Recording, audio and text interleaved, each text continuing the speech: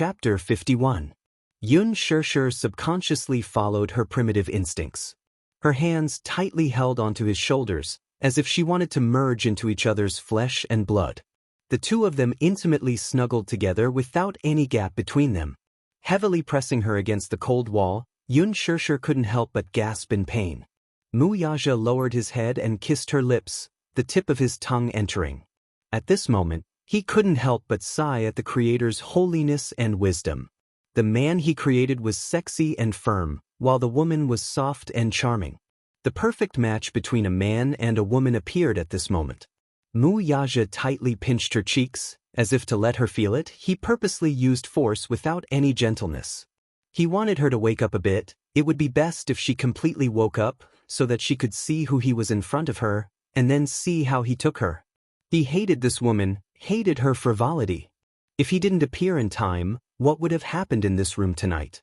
If the person in front of her wasn't him, then would her charm blossom for another man? Thinking about it, he couldn't suppress his anger. Hugging her soft waist, he bit down on her lips with even more force. She was no longer a young girl who had just experienced sex, and she was no longer the undeveloped body from 6 years ago. After the breastfeeding period, her figure had already developed. His roughness caused Xianxia to be in pain. She couldn't help but let out a moan. She was almost out of breath from this fierce attack. Her small hands tightly hugged his neck. Forgetting herself, her small tongue licked his earlobe. Her coquettish gasps were close to his ear, and he almost couldn't control himself. This damned woman. She was simply a demonized butterfly spirit, just like the evil concubines of ancient times who brought disaster to the country. His movements became more and more rough. Xianxia was in so much pain that she kept gasping. She subconsciously pushed his shoulders and softly said, "Don't. It hurts. It hurts." "What? Isn't this what you want?" Wuxia sneered, but he was even more presumptuous. His strength didn't decrease at all, and he lifted her skirt with one hand. However, this intense pain was suppressed by the raging flames in his body. His body was unable to stop an indescribable restlessness from growing. Xianxia helplessly hugged him even tighter. She was panting, and her watery eyes were misty. It was a mess that could not be any worse. It was so chaotic that she couldn't see anything clearly. She could only follow her instincts and keep asking. Lost in love, he held her firmly but held back. He was not in a hurry to enter, as if he wanted to tease her. Grabbing her chin with one hand, he bit her lips fiercely and smiled wickedly. "If you want it, come in yourself." The two of them pressed against each other intimately. The unparalleled sensory stimulation made her lose everything and even forget who she was. Her breathing quickened and her mind was in a mess. Following her instincts, she tightly held onto his shoulders and slowly lowered her body, until he was completely contained. As if the emptiness was filled, the sudden pleasure surged like waves. She couldn't help but raise her head and gasp for breath. There was a moment of clarity, but she sank into it again. Her body recovered very well. She hadn't been touched by anyone for 6 years. Everything was unbelievably beautiful. Under the influence of the drug, everything was spinning. Wuxia's throat tightened. In the midst of the numbness and entanglement, fine cold sweat moistened his thick black eyelashes. It was a perfect fusion. Both of them were extremely sensitive. Chapter 52.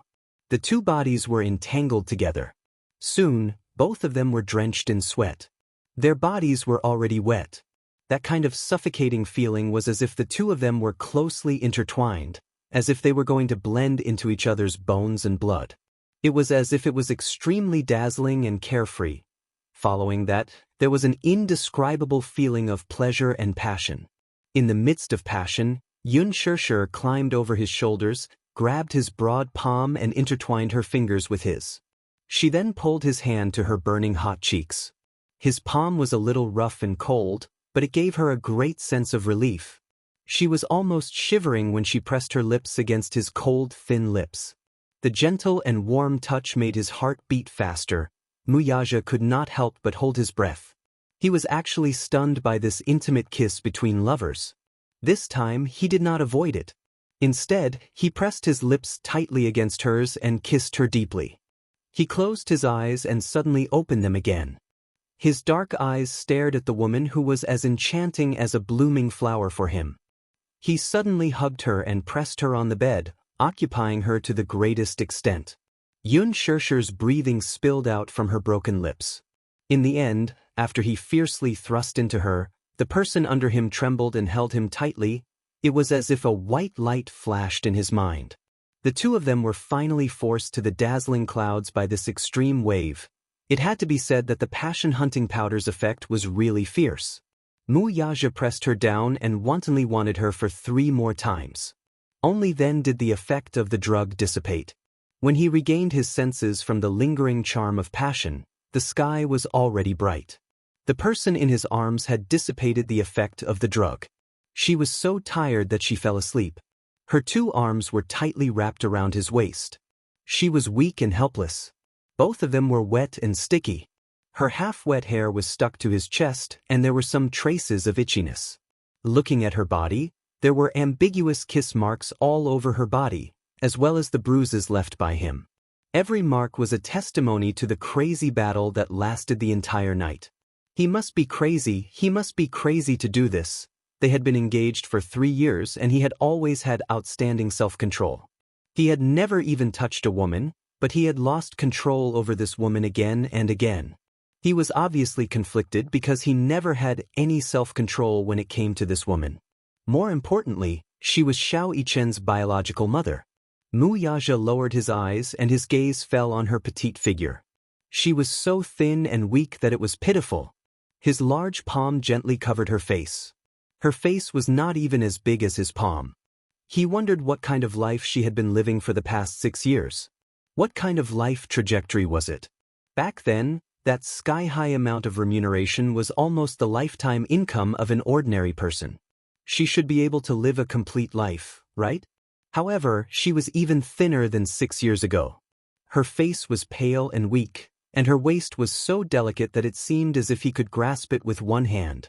Had she finished her studies in the past 6 years? Do you have a good job? Does he have a stable family? Or perhaps she would get married? When he thought of this, his heart almost couldn't control itself. His heart suddenly skipped a beat, and for some unknown reason, a strange feeling arose in his heart. Was she married? Damn it, he was actually very concerned about this question. When he thought of this delicious woman, if other people were to touch even an inch of her, a flame ignited in his heart. Chapter 53. Xianxia, who was in a deep sleep, had no idea that the man beside her, who was holding her in his arms, was staring at her sleeping face with a knot in his heart. He sighed helplessly. He looked at the bruises all over her body and decided to wash up with her. He got up, carried her into the bathroom and cleaned her up. For more than 20 years, he had always been the king in the limelight. He was born with a silver spoon in his mouth and lived a life of luxury. He had always been very particular and had never served anyone. Even his most beloved son was left to the nanny to take care of. He had never taken care of anything other than material things. As a result, his movements were extremely clumsy and he hurt her a few times. Even in her sleep, she still groaned in dissatisfaction like a weak kitten. It also seemed like she was acting coquettishly to him, making a silent complaint. Women were all delicate, and she was no exception. Which woman didn't yearn to be doted on and protected in the palm of his hand? However, in her bumpy life, no man had ever truly doted on her. Seeing her frown slightly, he actually didn't notice that his heart had softened. Even his movements couldn't help but become gentler. In the meantime, he called for room service and ordered the servants to change the crumpled sheets. If Xianxia was awake at this moment and saw the bedsheets that had been through war, she would be so embarrassed that she wouldn't be able to lift her head. When Wuxia carried her out of the bathroom, the bed was already clean and new. He carried her to the bed. The person in his arms was lying on his chest, sleeping soundly. In the morning, his assistant had sent the clothes over in advance. At the same time, he had also sent a woman's dress. Naturally, it was also expensive. There was a board meeting in the morning, so he didn't plan to stay any longer. After changing into an expensive suit, he was once again the elite of Empire, the business tycoon of Disheng Financial Group. After a night of sexual intercourse, there was not the slightest trace of exhaustion on his body. Mu Yaja turned to leave, but he heard a piercing ringtone. He looked back coldly. He wanted to ignore her, but he heard a ringtone coming from the pocket of her clothes on the sofa. It was ringing non-stop. The person on the bed seemed to be disturbed by the sound. She turned around and frowned. It was obvious that the loud ringing had alarmed her. He frowned coldly and strode over. He took out his phone from his pocket and hung up without hesitation. A missed call notification popped up on the screen. The man lowered his head and looked at the missed call with the name Yi. Mu Yaja slowly raised his brows. This name clearly sounded like a child's nickname. A strange feeling surfaced in his heart. Could it be that she already had a child? On Yu Yu's 5th birthday, Xianxia bought a children's phone for Yu. It was thin and light with simple functions. In addition to sending and receiving messages, it also had a one-button alarm function. This was so that Yu could contact her immediately in an emergency. At that time, such a phone wasn't cheap. She had bought it so that it could be of use when the child was in danger. She had always been very willing to pour her heart and soul into the child. Mu Yaja was still in the midst of his surprise when his phone rang again. The words, Yu, appeared on the screen again. Chapter 54. Yu appeared on the screen again. This time, he didn't hang up but answered the call. The moment the call went through, the little guy's soft voice could be heard. "Oh, Mommy, where are you? You can't find you, Mommy." He seemed to have just woken up as his voice was hazy and childish. "Mommy?" Mu Yaja raised his eyebrows. This woman really had a child? Could it be that she was already married and had a child? It didn't seem like it. If she was married, why would she go to such places alone in the middle of the night? And a man from the Triads had spent $200,000 on her for a night? Ridiculous. "Mommy? Mommy, are you there?" Seeing that there was no sound, little Munchkin was a little scared and his voice was filled with danger. "Mommy, where are you? Hurry and answer you." Mu Yaja frowned and looked at the woman who was sleeping soundly on the bed. He said lightly, "Your mommy is with me." His deep and cold voice was mature and had the aura of a king, but it scared Yu. The little guy asked in a cautious voice, "Who are you? Are you a bad person?" Being alert was a child's trait. Mu Yaja pondered for a moment and held his forehead helplessly. "I am." He didn't know how to answer at that moment. He couldn't say for sure. Who was he to her? Was he her employer? That was 6 years ago. He was no longer her employer now. He sneered again. Was he her sugar daddy now? "Why is Mommy with you?" the little guy asked anxiously. "Your mommy is busy." He gave a perfunctory answer. Obviously, he didn't want to waste too much time with this little guy. Really? It was a lame lie, but the little guy unexpectedly believed it. His tone instantly became cautious. "Then Yu, did I disturb Mommy's work?" She subconsciously associated "I'm busy" with work. What a naive child. Mu Yaja's tone was gentle. He didn't know why, but he couldn't be as cold as usual when facing this child. "Mommy, you've worked so hard. Uncle, don't let her work the night shift anymore." Yu is scared when she doesn't see Mommy in the middle of the night. Yu's soft and cute voice reminded him of Muichin. It was the same situation when she acted coquettishly towards him. It was as beautiful as the sound of nature. Could it be that all her children had inherited her beautiful voice? When she acted coquettishly, she whined like a kitten. Night shift? The night shift that you mentioned sounded extremely grating to Mu Yaja. It turned out that what happened last night was not an accident. She must have frequented those kinds of places, like a butterfly spirit, like those filthy women, mingling with many sugar daddies. What a slut. She looked pure and clean, but deep down she was just as vulgar. However, he couldn't bear to brush off the child on the phone with a cold attitude. He only said indifferently, "I understand. Next time, I won't let your mommy work the night shift." "Does Uncle have the final say in the company?" "Yes." Yu suddenly laughed and said, "Then, Uncle must be the boss." Since mommy works so hard, can uncle give her a raise? Then, he can give her a full-service bonus at the end of the year, some consolation gifts on Women's Day, and some bonuses on Mother's Day. As a boss, you must be generous so that your employees will work hard for you. Chapter 55. What a clever boy. Wuxia didn't know whether to laugh or cry. This child was actually a clever one. Okay, I'll give you a raise. Coaxing a child was a piece of cake. Just like how he coaxed Xianxia, he easily dismissed the little boy. Before hanging up the phone, the little boy didn't forget to take care of him seriously like an adult.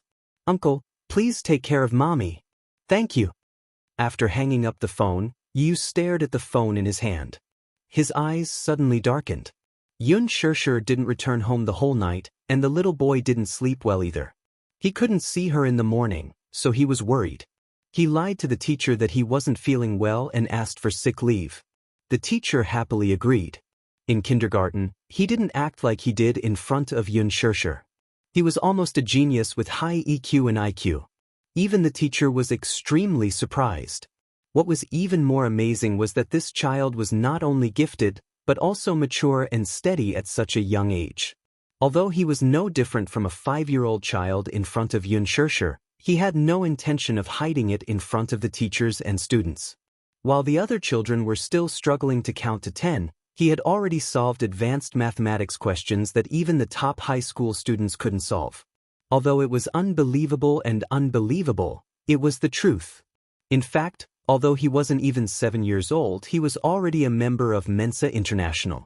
This international organization gathered almost all the geniuses in the world.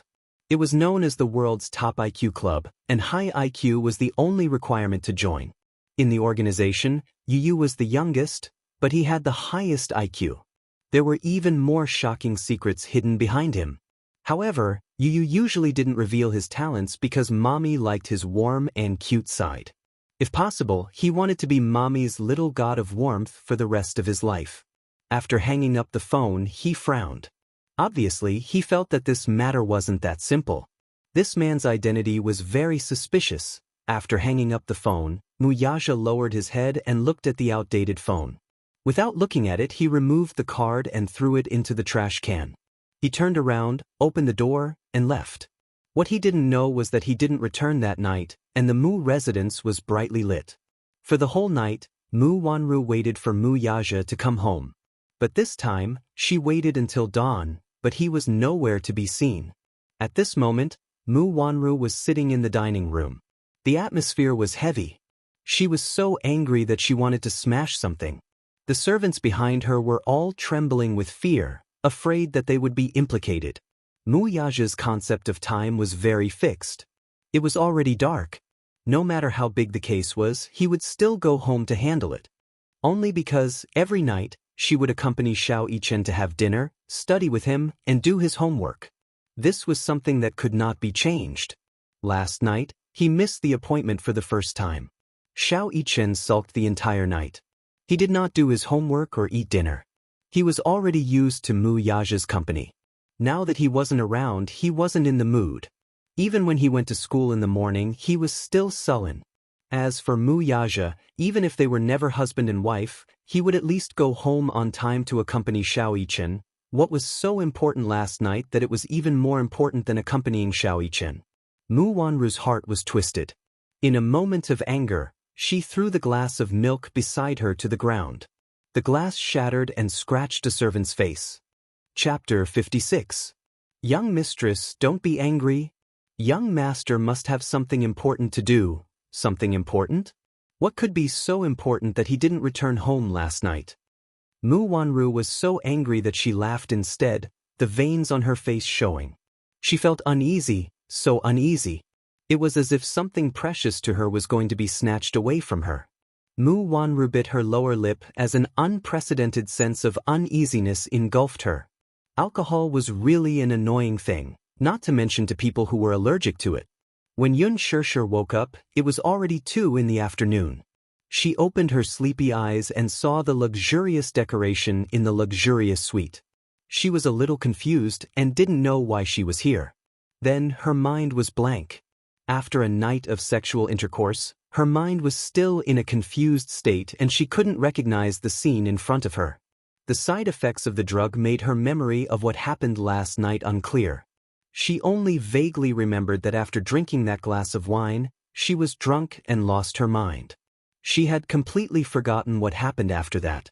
After a night of sexual intercourse, her body was exhausted. But other than that, she didn't understand what happened. Why was she lying here naked? Thinking about it, she was terrified and frightened. Last night's passion, which seemed to be filled with the flames of war, had almost broken all the bones in her body. However, she still couldn't make up her mind. She subconsciously moved her body, wanting to get up. But just as she moved her legs, she felt a wave of soreness. Then, there was a tearing pain in her lower body. Xianxia's heart skipped a beat. This feeling wasn't unfamiliar to her. This was clearly a feeling that only came about after experiencing the deed. Her gaze was a little sluggish. She reached out and lifted the quilt, but she was shocked by her bruises all over her body. Those densely packed kiss marks, as well as those ambiguous kiss marks, were as terrifying as being bitten by poisonous insects. At that moment, her heart suddenly jumped, and she was petrified as if she had been struck by lightning. In the dressing mirror, her whole face was like a cracked mask, on the verge of shattering. It was obvious that she understood what had happened to her. Although, in these 6 years, she had never done it with a man. But, she was no longer the ignorant 16-year-old girl. After experiencing sex, the soreness at the base of her thighs invisibly complained to her about what had happened last night.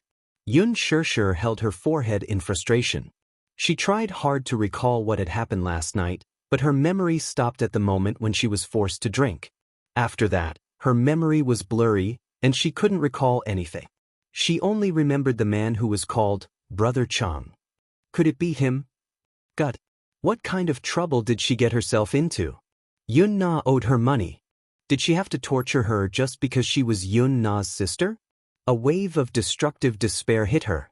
She was tongue-tied as she opened her mouth, her shoulders trembling uncontrollably. Xianxia's heard a familiar voice. Yun, yes. Miss Yun, you're awake. Startled, Yun, tease, Tiyunt. Chapter 57. She saw a straight figure sitting on the sofa. She was dressed in a well-ironed business suit and had her hair tied up in a bun. She looked like a woman.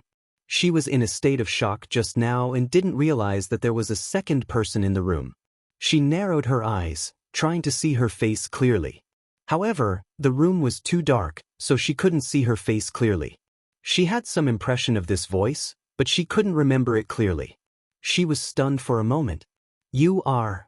When the man saw that she had woken up, he slowly stood up and walked to the window. With a pull of his hand, he pulled the curtains open.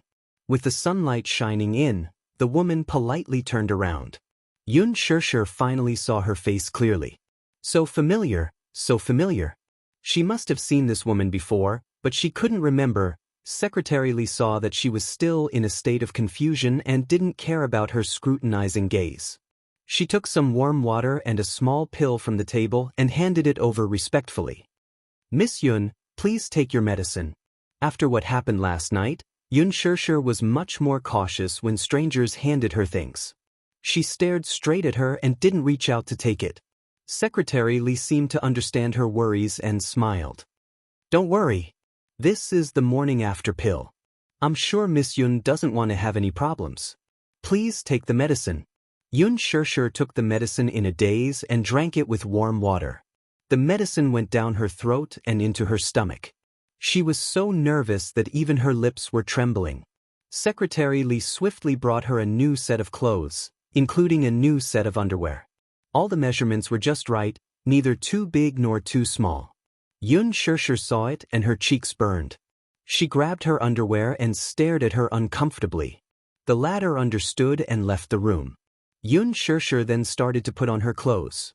When she opened the door, she saw her standing outside. When she saw that Xianxia was dressed, she calmly turned around and said to her, Miss Yun, are you ready? At that moment, her elegant smile opened up a memory that had been sealed away for a long time. This woman was clearly. Xianxia suddenly reacted.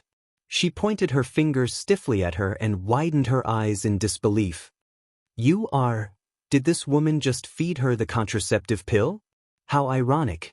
6 years ago, because of that contract, this woman was very careful in everything, no matter how big or small, to protect her child.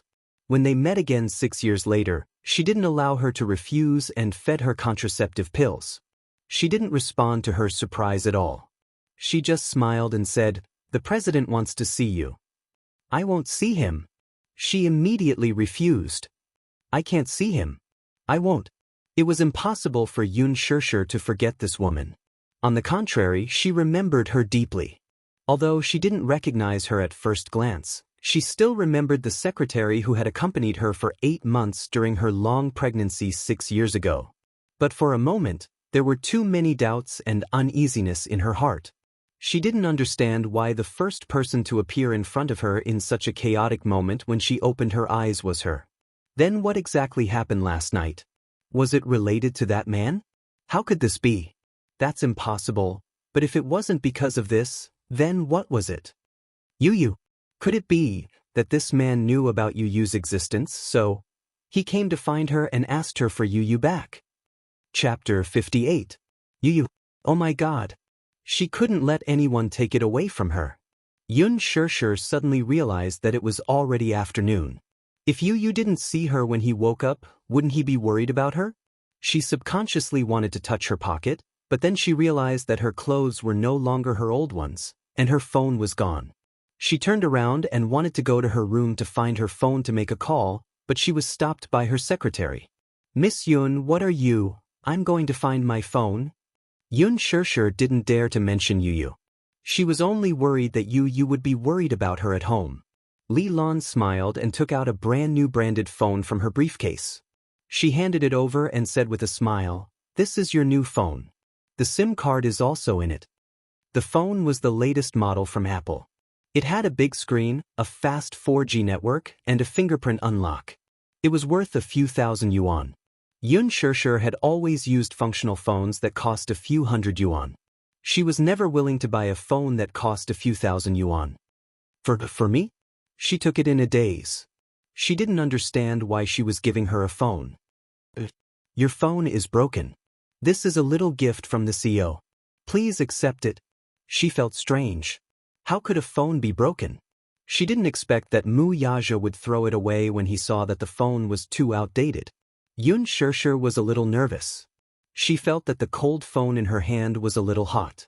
She faintly guessed that the man who had sex with her last night was the CEO she was talking about. She was his secretary. If it wasn't for that man, she probably wouldn't have appeared in front of her today to feed her medicine and deal with these funeral arrangements. She had no impression of that man at all. That night, her eyes were covered by someone, so she didn't see his face clearly for the whole night until he left. She could only vaguely make out the outline of his tall figure through the hazy moonlight. He was tall, slender, and handsome. His figure was like a perfect god. However, that night was an unforgettable nightmare for her for 6 years. She forced herself to forget the 6 years of nightmares. If it wasn't for Yu, she would probably still be unable to let go. Even though she kept telling herself that everything was in the past and that she had Yu because of that man, she still couldn't let go of the shame in her heart. So for the past 6 years, even though she had countless suitors, she had always kept a distance from those men. She didn't need men. She was already satisfied with having Yu. Yu would be her support for the rest of her life. So, no matter what, she had to protect Yu. Even if that man wanted to take Yu away from her, she would not allow it to happen. However, when she heard the word CEO, she felt like she was in a dream. She froze as if she had been struck by lightning. Despite her unwillingness, she was still invited. In front of the Bentley, the door was opened for her. Secretary Li respectfully gestured for her to get in. "Miss Yun, please get in the car." In the back seat, the man sat lazily. His posture was noble and elegant, but he did not look at her. Instead, he stared coldly in front of him.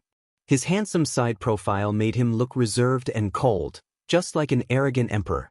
However, even though it was only one meeting, Xianxia could still recognize him at a glance. Chapter 59. Is this the employer with a net worth of billions? He's young and stunningly handsome. Miss Yun, please get in the car. Miss Yun, please get in the car. Miss Yun? Miss Yun. Li Lan invited her again, but Yun Shishir kept her head down and didn't say a word. She stood still in front of the car and didn't show any signs of moving. Li Lan walked over doubtfully and put her hand on Yun Shishir's shoulder. She felt that Yun Shishir's entire body was trembling slightly and her lips were trembling violently. Li Lan was surprised. Is she afraid? Afraid of seeing the CEO? But if it were any other ordinary woman, they would be shocked to see the CEO. However, she could see that Yun Shishir was trembling. Miss Yun? She carefully pushed her shoulder as she half pushed and half forcefully invited her into the car. Yun Shishir wanted to hide. She really wanted to turn around and run away from this satanic man. However, her legs were stiff. Li Lan's actions didn't allow her to dodge at all. It was as if she was forced into the car. She bit her lips and clenched her fists tightly as she got into the car. Bang! The sound of the car door closing. He had locked her in his world. It was as if she was isolated from the world. At that moment, she felt as if she was in an ice cellar. She felt cold from head to toe, so helpless. She was afraid. She was afraid that this man would dig out her ribs and take away her beloved Yu. Yun Shishir was so nervous that she was trembling all over. She lowered her head anxiously and didn't dare to look up at him. Her mind was in a mess. When she first saw this man, she felt dizzy as if the world was spinning. She also felt that God was teasing her. Then, she felt an uncontrollable chill in her heart. How could it be him? The arrogant man who bumped into her that day. The man from last night, could it be him? She couldn't be wrong. Even though she couldn't remember what happened, she could smell the seductive fragrance on the man's body. The president wants to see you. Recalling Li Lan's respectful words, Yun Shishir's heart is terribly cold. Why does he want to see her? Or was it just as she had guessed, that this man knew about Yu's existence and was here to ask her for Yu back? At the thought of this possibility, Yun Shishir felt her vision darken, and her heart sank into the abyss of despair. There was no movement in the carriage for a long time. The rustling sound of a fountain pen rubbing against a piece of paper could be heard. The atmosphere was so tense that it was almost suffocating. Yun Shishir's forehead was covered with fine sweat, and her palms were soaked with cold sweat.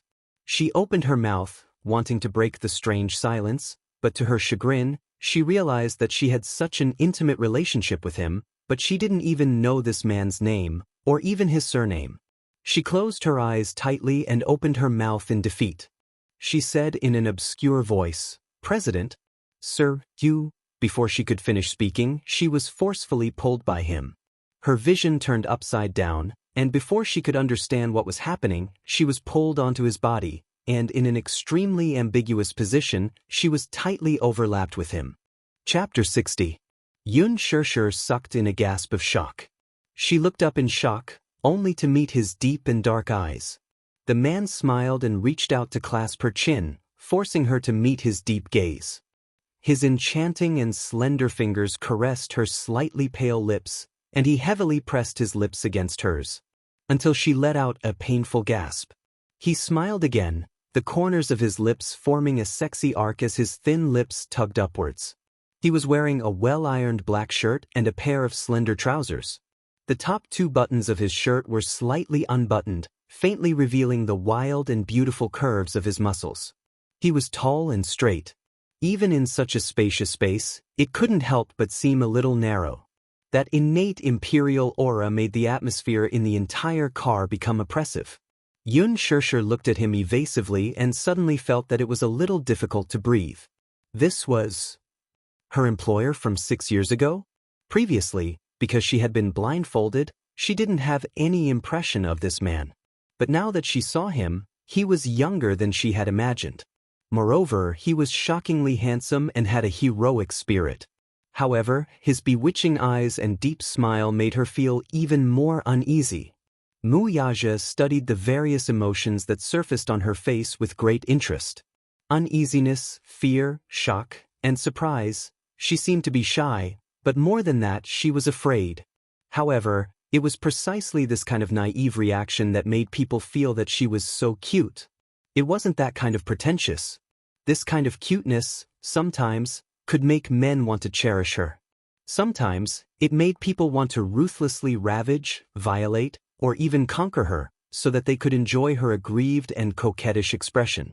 Realizing that his gaze was getting deeper, Xianxia's heart tightened and she looked down. Her eyelashes were trembling slightly, and her eyes were somewhat flustered. Her small hands were tangled together, and she looked very pitiful. However, her expression was extremely seductive. Looking at her, he thought of last night's passionate night. Thinking of this woman's shy and coquettish manner under his body, his lower abdomen inexplicably heated up. His body couldn't help but yearn for her. He even wanted to do her ruthlessly in this car. As he thought of this, he moved and held the back of her neck. He pressed down heavily on her and kissed her soft lips. He sucked away her warm breath and the tip of his tongue domineeringly entered her mouth. He hooked her lilac and lingered endlessly as he wantonly sucked her saliva from between her lips and teeth. This extremely aggressive kiss scared her to death. Panicking, she hastily placed her small hands on his chest and pushed him away with all her might. This only served to further ignite his ambition to conquer her. This kiss was deeper and more passionate until she was almost unable to breathe. He finally let go of her. However, Wuxia couldn't bear to let her go just like that. Hence, with some longing, he bit her little mouth which was slightly swollen from his invasion and licked her lips to appease her. Xianxia was a little dazed by this kiss. She stared blankly and only regained her senses after some time, her cheeks burning up. Her reaction was really clumsy. She was even stunned and didn't know how to respond. Chapter 61. He believed that even if her acting skills were perfect, she wouldn't be able to pretend to be so original. Wuxia had a playful look in his eyes. Could it be that after these 6 years, this girl still hadn't truly transformed into a woman? However, he was satisfied. At least for now, this woman's beauty was still his alone. Seemed like he was no different from a normal man. He pitied such a pure and gentle girl, but he also liked her coquettish manner last night. He chuckled and teased, "Why are you so shy?" The man's voice was mature and pleasant to the ears. It was mellow and extremely magnetic, but it made her heart skip a beat and her cheeks turn red. Seeing her like this, it was even more interesting. He smiled, but his words were even more explicit. "Last night when we were in bed, you weren't like this." Wuxia caressed her soft waist and, intentionally or unintentionally, lifted the corner of her skirt. His big hand reached in and rubbed her smooth back, invading the city. Xianxia was shocked. She hurriedly pressed down on his hand and stopped him. Don't. He looked up. His gaze was deep and dark, but there was a glimmer of light. Don't be like this." Xianxia rejected him seriously, unlike other women who wanted to reject him. "That's not what you said yesterday." Xianxia lowered her head in shock. Only then did she realize that she was sitting on top of him. She realized that their posture was a little too intimate. She finally retreated a little uneasily, but her waist was held tightly by his big palm. Thus, this time, she couldn't avoid it. Her heart sank as she said softly, "I'm sorry. Yesterday was an accident. I don't know what happened either. Anyway, if it caused you any trouble, I'm really sorry." He interrupted her lazily. "I'm very satisfied." When she looked up in surprise, there was a sky-high check in front of her. The amount was written in the column of 2 million. She looked at the bold and beautiful signature at the bottom of the check, Wuxia. Xianxia was stunned for a moment. She didn't understand his intention. She smiled awkwardly and said, "Sir, what do you mean?" She was really in a mess. Why did this man give her a blank check? What did he mean by that? Could it be that he was treating her as that kind of woman? Xianxia's eyes couldn't help but be tainted with a trace of anger. She couldn't wait to get out of the car right now and run as far away as possible from this man. The man's lips curled up mockingly. Xianxia's doubts became another meaning in his eyes. What? Is 2 million not enough? What? Xianxia was even more puzzled. Woman, are you really innocent, or are you pretending to be innocent? The man pinched her chin so hard that tears came out of her eyes. What I'm asking is this check enough to buy you for one night? When Xianxia heard this, she was stunned for a long time and did not react for a long time. Wuxia thought the price was too low. Is it not enough? He paused for a moment. His well-defined jaw looked cold and heartless at this moment. Every word of his was like the tip of a knife, cutting into her dignity. Then how much do you need to buy you for one night? A villa, a bungalow, a Mercedes-Benz. Whatever you want, just tell me. I have it all. Chapter 62. Are you mistaken? Xianxia suddenly laughed coldly, her face full of anger. Sir, what do you think I am? A prostitute with a price tag? I'm sorry. I'm not. I don't want your money. Saying that, she struggled hard, trying to break free from his restraint. Her resistance, in Wuxia's eyes, became another method. This woman, could it be that she knew how to play hard to get to arouse a man's desire to conquer? This woman said that she didn't lack money. Then what was last night? That man bought her for 200,000, he offered 100 times, 1,000 times more. Was that not enough respect? If you think that the price is not enough, you can just say it. Whatever you want, I will satisfy it one by one. But don't come up with such a clumsy lie. Wuxia said coldly. I don't want it. Do you think I want to go to your villa? Xianxia held back her tears and sneered. What you said, I don't want it all. Keep it for yourself. Then what was last night? If you are a pure woman, why did you lie on someone else's bed? Wuxia suddenly laughed cruelly. He bought you for 200,000, I offered 220 million, it is already a great gift to you. Thinking of last night, if it wasn't for him, then what kind of situation would she have with that disgusting man? She was obviously a woman who would do anything for money, but why did she pretend to be virtuous in front of him? Gift. When Xianxia heard that, she was stunned and as stiff as a rock. Last night? She already couldn't remember what happened. She only remembered that in her blurry memory, there was a man's handsome silhouette. When she woke up, her whole body was sore. She was no longer a girl, so she knew clearly what happened last night. But no matter what, it was an accident. It wasn't up to this man to interrogate her. Who did he think he was? That he was her master? Could it be that because of this accident, this man gave her an unpardonable death sentence and believed that she was a woman who only cared about money? Or, in his eyes, she was such a lowly woman? Well, don't tell me you want me to be grateful for your favor? Xianxia suddenly smiled coldly. On her pale face, the pair of beautiful and clear eyes were dim like a black jade covered in dust. So, Mr. Xiao wants to buy me. Wuxia calmly hugged her neck and whispered in her ear, otherwise? Why do you want to buy me? Xianxia pretended to be calm and smiled. Mr. C, you are as arrogant as a god, handsome and elegant. You are never lacking in women, right? The smile on Wuxia's face instantly froze. His lips were tightly pursed, and there was a tinge of tension in his eyes. In the capital, his power was overwhelming, and there was no lack of beauties around him. Those who coveted his daughter from a prestigious family were even more plentiful. It was never difficult for Wuxia to choose a woman for himself. But his body was picky and only reacted passionately to this woman. Whenever he got close to her, a certain part of his body would become as hot as iron. The desire to possess her was like a raging fire, almost burning his rationality. But other women couldn't. Xianxia saw that he was silent and smiled coldly. Mr. Xiao, I am very expensive. Can you afford it? Wuxia smiled deeply. How much?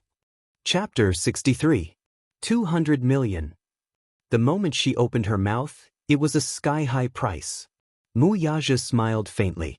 Even if Disheng Financial Group was as rich as a country and he was extravagant, he still had to see if it was worth it.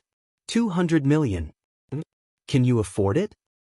Didn't you ask me how much I want? Didn't you say that you have everything you need? A villa, a luxury car, and money? I just want 200 million from you. Can't you afford it?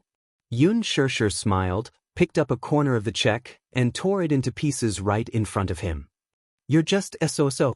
Mu Yaja's face was tense and frosty. Xianxia did not know where she got the courage to grab the man's chin. Mu Yaja's facial features were extremely handsome, especially the curve of his chin.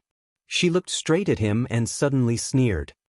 Men are so despicable.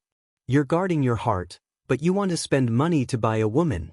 Mr. Xiu, don't you know that what you buy is never true? How much is your heart worth? Mu Yaja suddenly became interested. He found this woman very interesting and asked back, 200 million. Is it worth it? Xianxia's smile grew colder. Right in front of him, she tore the check in her hand into pieces and threw them at his face. No one's heart can be clearly priced. If you want it? Xianxia paused and used her fingertips to poke at his heart. At least exchange it with your here. Mu Yaja was still in a daze. Xianxia suddenly pushed him away, unlocked the car door at lightning speed, opened the door, and jumped out of the speeding Bentley. Fortunately, the Bentley happened to hit a traffic signal and was not going fast. Xianxia got up from the ground, covered her bruised elbow, and ran away without looking back. Her fluttering white dress was like a fluttering white butterfly, beautiful and moving. The Bentley came to an abrupt stop.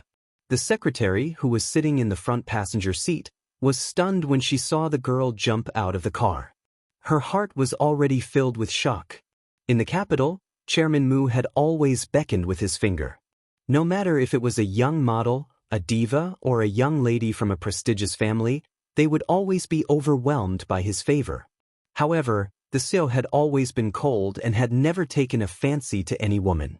If he took a second look at a woman, her heart would probably jump out of her throat. In the entertainment empire controlled by the Mu Group, any artiste in the circle who was involved in a scandal with the president would be hyped up by the entertainment reporters. But this girl rejected him from 1,000 miles away. What was he thinking? If she could catch the CEO's eye, she would not have to worry about wealth and glory for the rest of her life. It didn't seem like she was playing hard to get. The way she looked at the president was as if she was guarding against a wolf. It was as if the president was some kind of ferocious beast that would eat her alive. Thinking of this, she smiled and said, Chairman Mu, this girl is really stubborn. She's different from the other women. From the bottom of her heart, she admired this girl who was humble on the surface but proud on the inside. Mu Yaja retracted his gaze and did not linger any longer. His eyes were filled with coldness. Drive! The Bentley started slowly and sped away. When Yu saw that Xianxia had not returned home, he went out and wanted to get a new phone. The children's phone that Xianxia had bought for him was too childish. At the crucial moment, he wanted to use technology to locate Xianxia's location, but there was no way. He was born with a gift, so his learning ability was very good since he was young. Chapter 64. When Yu was 4 years old, he was already able to assemble his own supercomputer. Even the top scientific laboratories could not compare to his advanced system. Although he was not even 7 years old, his achievements had already attracted the attention of the world. However, all of this was a secret that he had buried deep in his heart. When he passed by the bookshelf, he accidentally caught a glimpse of an entertainment magazine. Yu's gaze was inexplicably attracted by the handsome man in the magazine. He gently tiptoed and took down the brand new magazine. He skimmed through it.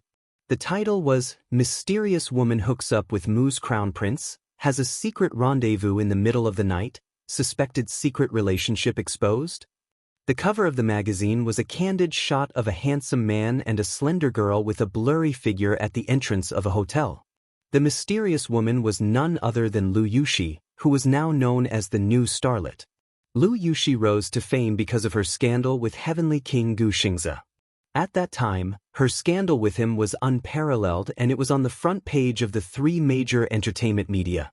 After that, she signed a contract with Worldwide Entertainment in a high-profile manner and took on a movie that Worldwide Entertainment invested in.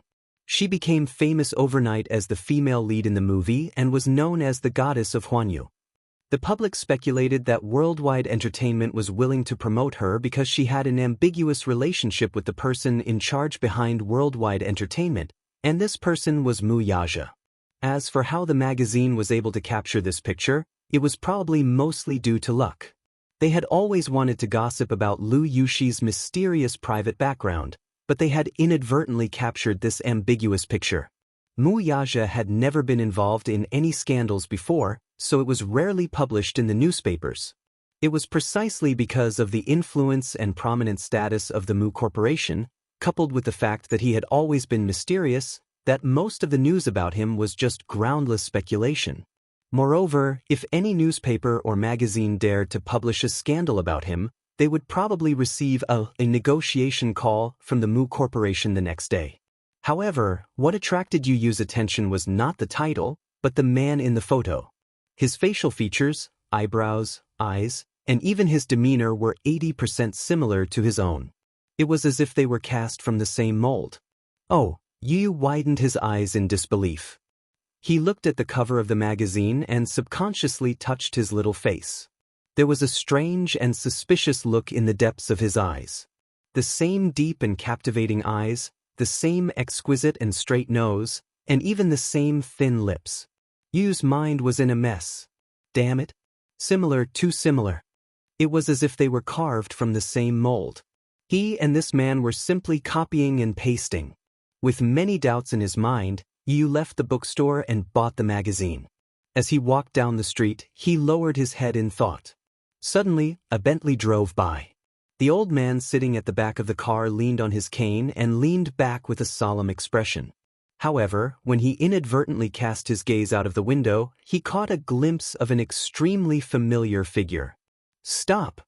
he yelled, and the driver was shocked. He slammed on the brakes and stopped the Bentley by the side of the road. "Master, what's wrong?"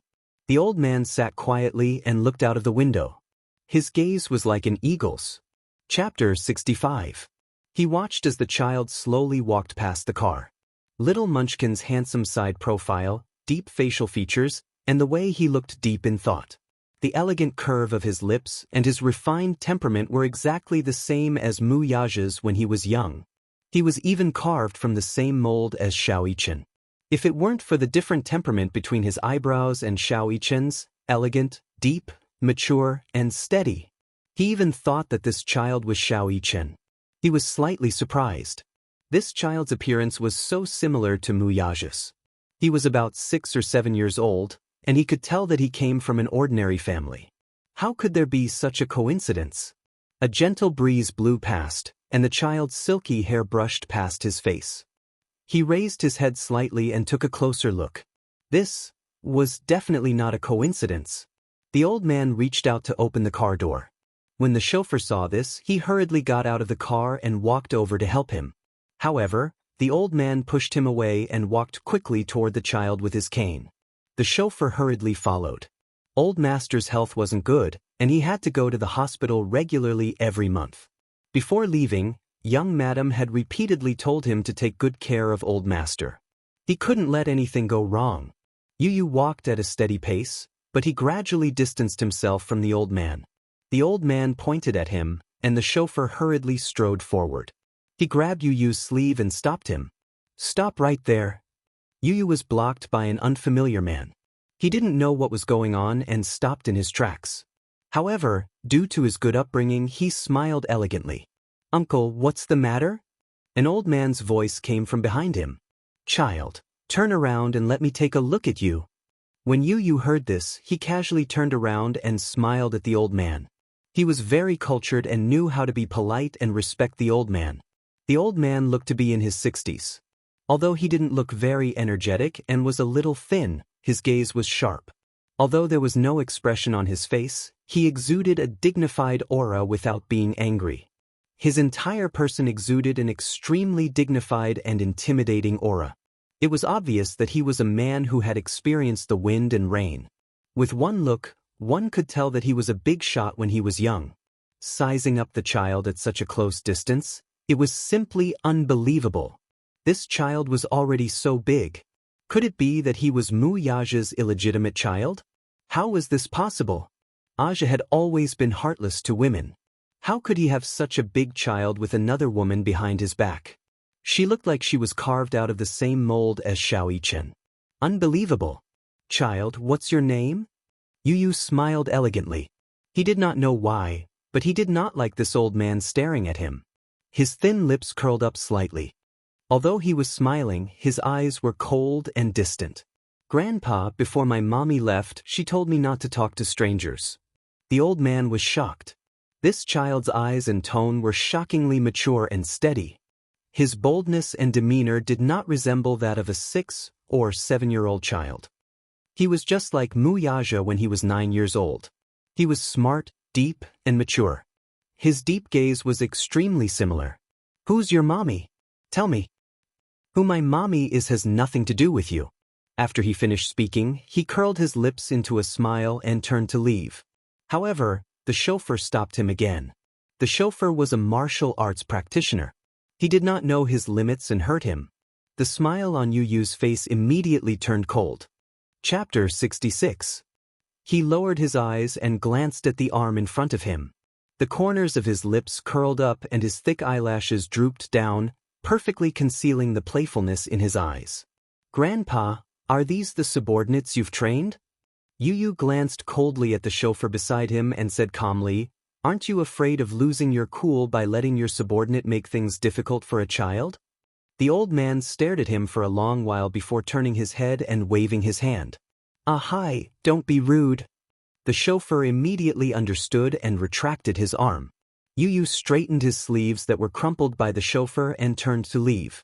The old man stared blankly at his back as he frowned and pursed his lips. "Old master, hi, find a way to investigate this child's background," the old man ordered as he tapped his cane. He had to investigate this child thoroughly. This was because his intuition told him that there was no mistake.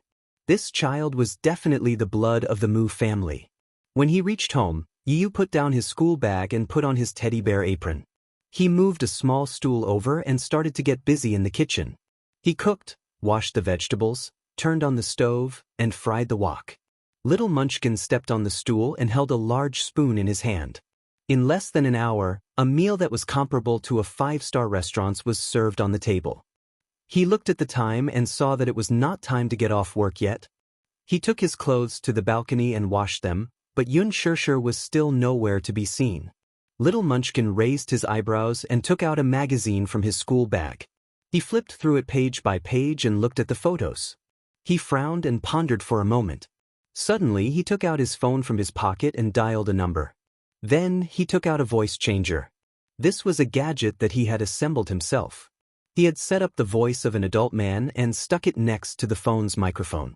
It could change his childish voice into a deep man's voice. "Agent Lee, I'm Arthur." A man's respectful voice came from the other end. "Yes, President, what can I do for you?" Yu Yu tilted her head and tapped her fingers rhythmically on the table. A glint flashed across her eyes. "Go and investigate a person's background for me. I want to know all of his information and movements." "Yes, President. Please go ahead." Yu Yu's gaze fell on the photo in the magazine again. His fair, jade-like fingertips slowly caressed the side of the man's handsome face as he smiled. "CEO of Dishing Financial Group, Wuxia." "Understood. Everything, no matter how big or small, please make a report and send it to my email." "All right." Yun Tianyu ended the call and fell into deep thought. He never believed that there would be 2 identical leaves in the world. He also didn't believe that there would be a man in this world who looked so similar to him. He even faintly suspected the relationship between this man and him. Regarding his father, it wasn't that he had never asked his mother about it since he was young, but his mother had always treated him as a child and had never told him the truth. She only said that his father was a military officer who had gone to the front line but had disappeared without a trace. In fact, this was not the first time he had suspected that his father was someone else. He didn't care who his father was, though. Mommy was enough for him. He didn't care if he didn't have a daddy. In any case, with or without him, his life would not change at all, right? Chapter 67. However, just because he did not care, it did not mean that he was not curious. Children had an inexplicable sense of respect and reverence for their fathers since they were young. Yu Yu had also had such fantasies. How could he not wish to be like other children? To return home and have a loving father and mother who would protect him and form a warm family with him? However, for as long as he could remember, he had seen his mother living alone. There was no man in the family who could support her, and she was bullied. That time, he had seen a father accompanying his son to watch a remote-controlled racing car in the park. He had yearned for it so much. However, the more he yearned for it, the more he could not get it. Over time, his reverence for his father had turned into resentment. Now, the concept of a father did not matter to him. It was fine as long as he had his mother. It did not matter if he did not have a father. He did not care. Now, he had everything. No one would have guessed that although he was only 6 years old, he was already the largest shareholder of Leji Holdings. Leji Holdings was the world's largest toy supplier. Its supply chain was spread across North America, Europe, and Asia. Many children were proud of owning toys from Leji Holdings. He held 60% of the shares of the board of directors. Not only that, he was also the chief toy designer of Leji Holdings. Every toy he designed became the new favorite of children and became popular all over the world. While other children were playing with their toys, he was already worth hundreds of millions. However, Xianxia was still in the dark about all this. She just lacked an opportunity to tell him the truth. While she was deep in thought, the doorbell rang. Then there was a dong sound. It sounded like someone had slumped against the door. Then there was Xia's weak voice. It sounded like she had been ravaged. Yu's eyes flashed. The scheming look on his face disappeared and was replaced by the cute and innocent smile he always had in front of Xianxia. He ran to the door, opened it, and threw himself into his mother's arms. "Mommy, let's go home." Yu waited so long for Mommy. When Yu raised her head, she saw Xianxia, who looked haggard but was still forcing a smile. Mommy is back." Xianxia was exhausted. As soon as she entered the house, she heard the sound of the washing machine running. The warmth of home immediately surrounded her and drove away the haze of the night. She was so happy to have a Yu in her life, especially with such an obedient and sensible son. Xianxia was so touched that the tip of her nose tingled. She didn't even bother to change into slippers before she opened her arms and hugged him tightly in her arms. His entire body seemed to be filled with vitality. Who said that daughters were their mommy's sweet little cotton-padded jackets? Her precious Yu was even more caring than the daughters of other families. She then thought of a certain man. They were clearly father and son. How could the son be so cute, charming, gentle, and considerate? How could the father have such a cold face all day long, like a living iceberg? Genetics really couldn't be trusted. Xianxia looked at Yu's face. Suddenly, Mu Yaja's enlarged version of Yu's handsome face appeared in front of her eyes. Her heart instantly shrank. Chapter 68.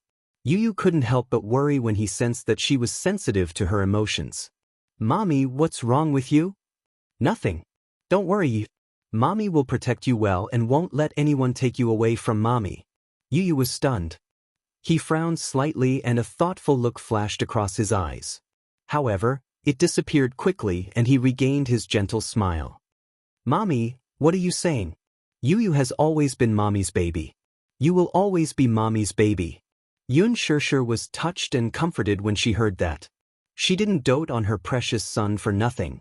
She cupped little Munchkin's face and kissed him passionately. "Baby, Mommy loves you so much." "Stupid Mommy, come in quickly."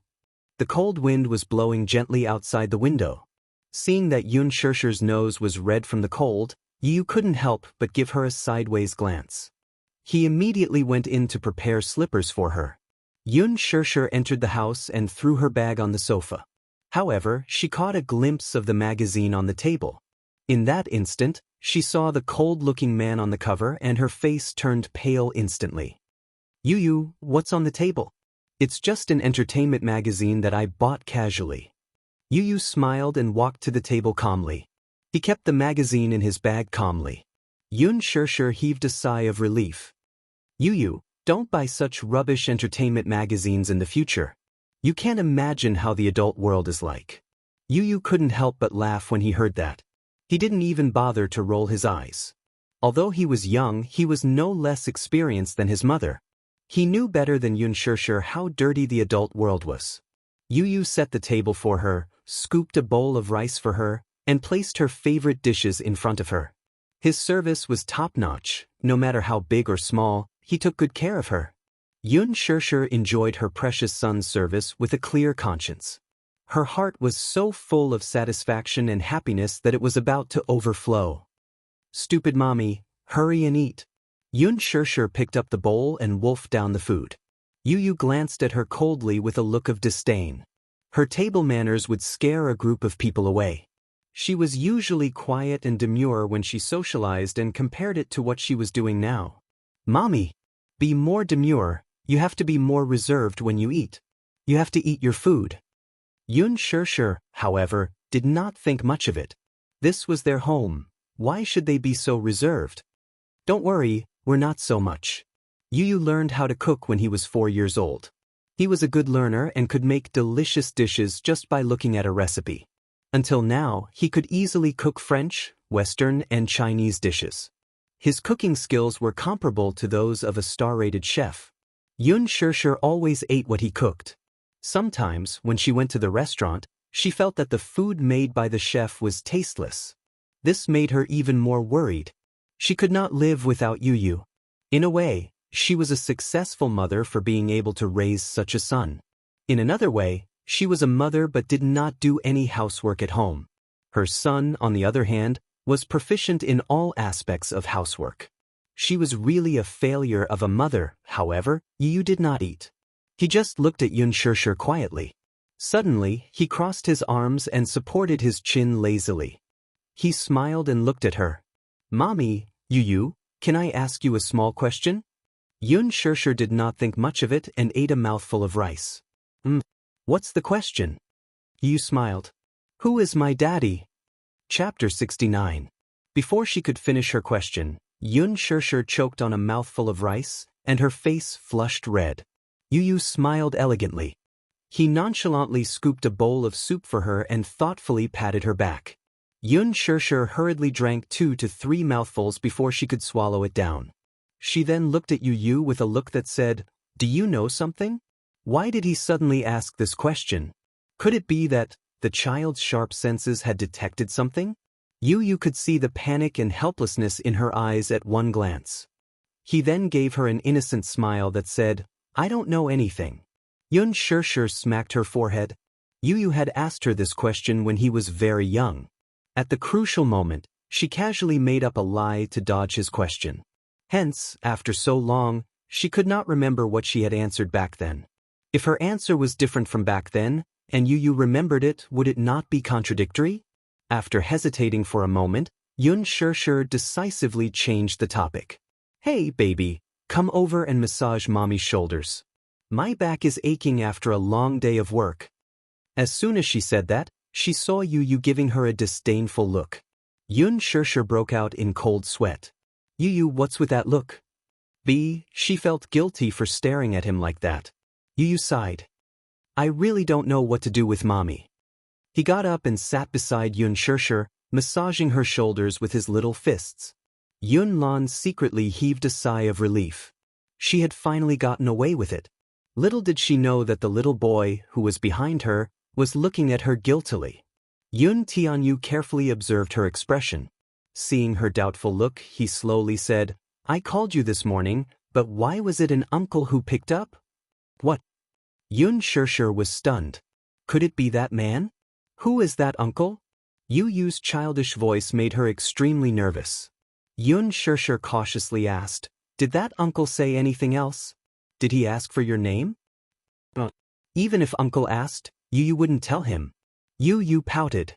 "Didn't mommy teach you not to tell strangers my name?" "Yu, good boy. You're my good Yu." Yun was extremely gratified.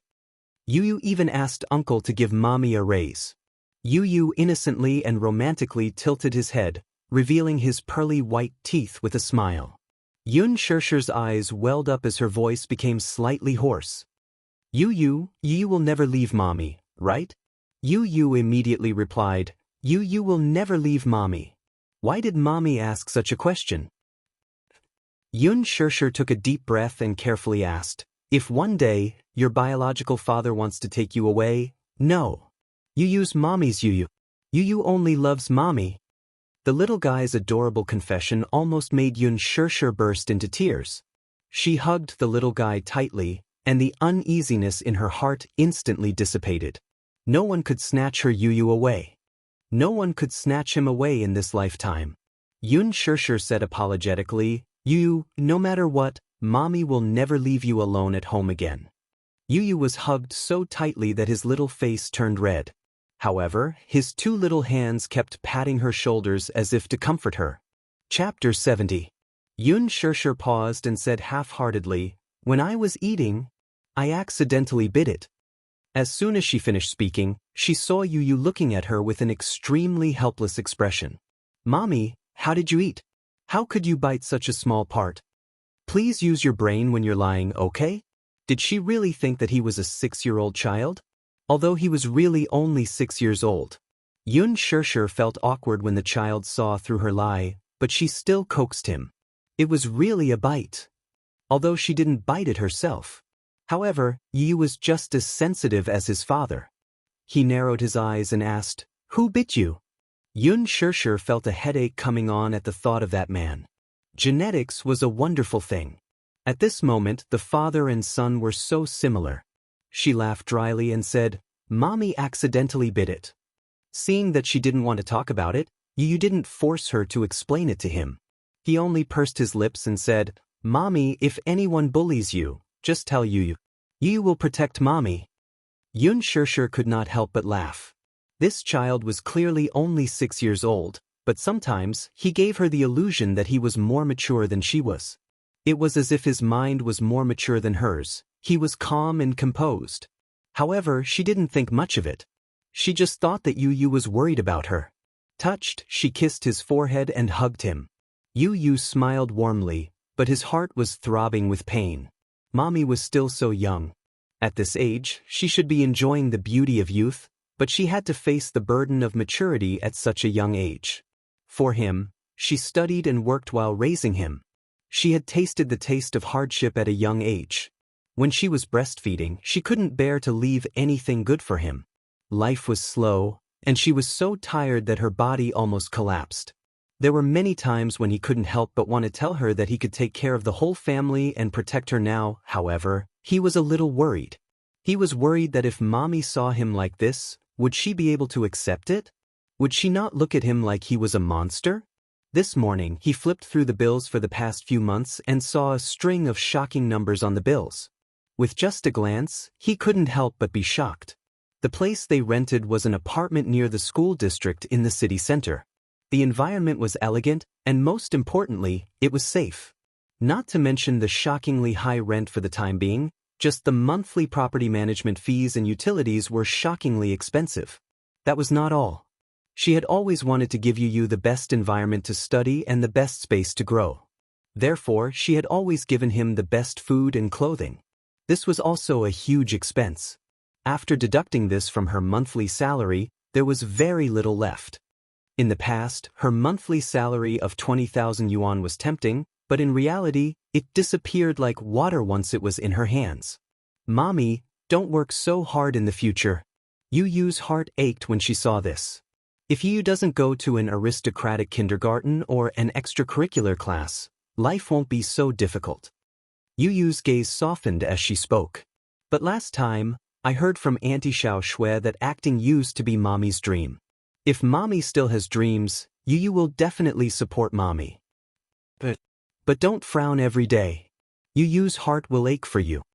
Yun Shirshir smiled apologetically and pretended to be relaxed as she clapped her hands. Mommy was wrong. The 3 rules stated that I can't bring my bad mood from work to home. Yu made so much delicious food today, but it's all gone cold. It's Mommy's fault. As she spoke, Yun Shirshir smiled and started eating. Yu sat quietly at the side.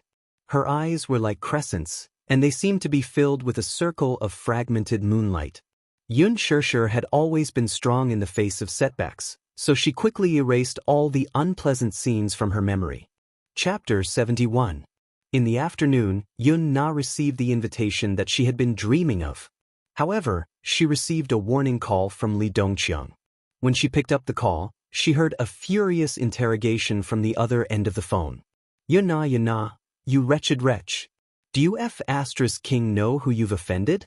I'm in deep trouble because of you. She was baffled by his words and clearly did not understand. Brother Chang, what's wrong? That elder sister of yours looks young and harmless, but her background is not small.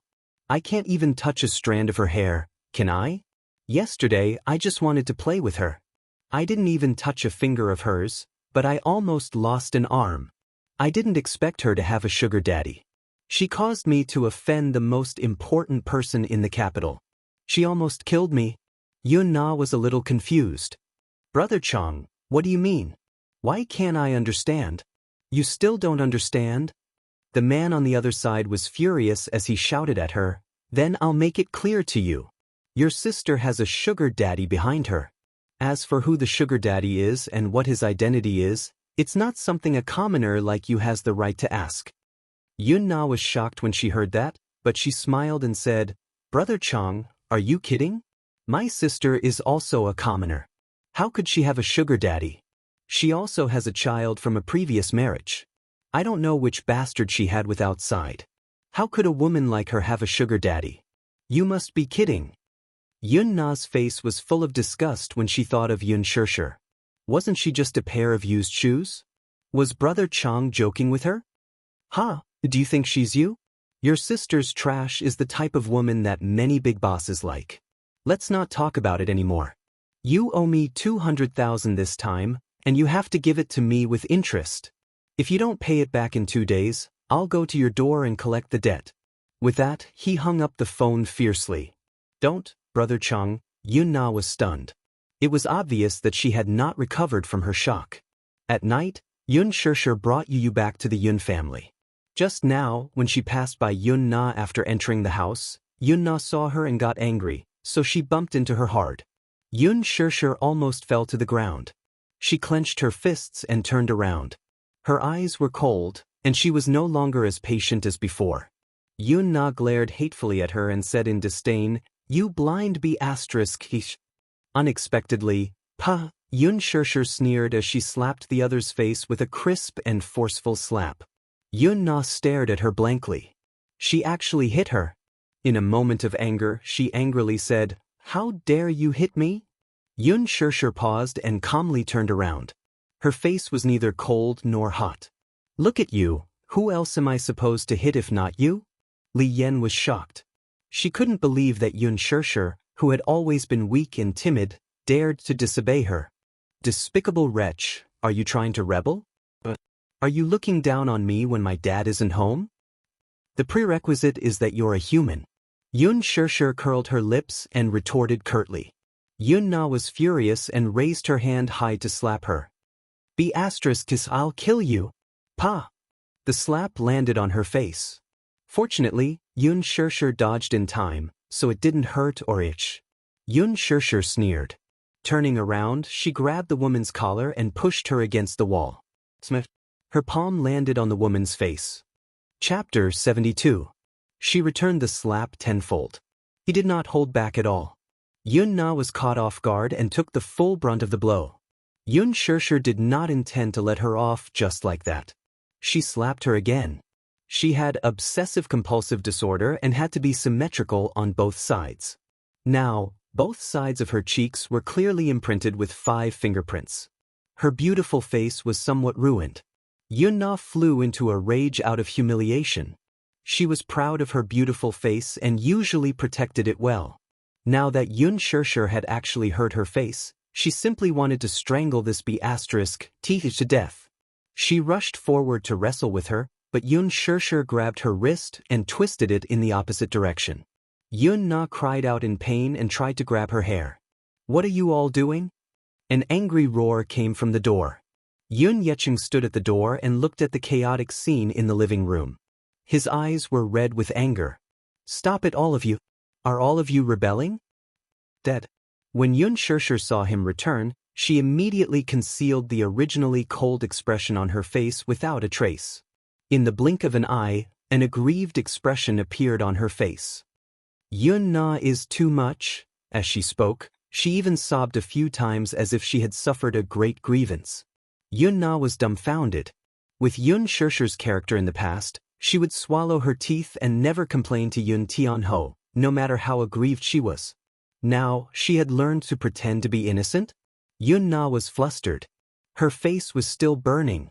Who was the one who had gone overboard? Her weakness and helplessness were truly piercing and pitiful. Anyone who saw such a pitiful look would feel heartache. Yun Yeqing was even more heartbroken when he saw this. A pair of sharp eyes glared fiercely at Yun Na, causing her to shudder involuntarily. Hearing the strange noise, Li Qin walked out of the room and saw this scene. She saw the swollen fingerprints on her daughter's face. "Mom, this B asterisk hit me? She even called me AB asterisk Tisich. Who are you calling AB asterisk Tisich?" Li Qin was furious when she heard this. She pointed at Yu Yu and yelled at Yun Shishir, "The Yun family will not acknowledge you two bastards and will not raise an unfilial daughter like you." Yun Shishir sneered. Yu Yu walked forward and held Yun Shishir's hand. She turned to look at Wan Fong and revealed a charming and deep smile on her handsome and adorable little face. "Auntie, don't worry. I'll take care of Mommy. You don't have to worry. You have money, you should think about how to take care of your face." Hearing this, Li Qin's, Li's, Yun Shishir's. She was originally beautiful, but after giving birth to Yun Na, stretch marks appeared on her face. In addition, she was middle-aged, and her appearance was no longer as beautiful as when she was young. No matter how she maintained her beauty, it was useless. Yu Yu's poisonous tongue stabbed right into her sore spot. Look at this child. She looked so innocent and adorable at such a young age, yet she could say such vicious words. She choked on her words. Yu looked up and tugged at Yun Shishir's sleeve. Her tender voice was innocent and harmless. "Mommy, do you know what disgusting means when disgusting mommy opens the door for disgusting?" Yun Shishir asked with a smile, "What does it mean?" Yu Yu glanced at the mother and daughter nonchalantly and said, "It's disgusting to the core."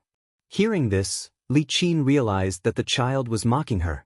Furious, she rushed forward and raised her hand to slap Yu Yu, but Yun Shishir grabbed her wrist. "You unfilial daughter! How dare you hit my daughter? Do you want to hit me as well?" Yeqing, look at Nana's face. It was slapped by this little B asterisk tease.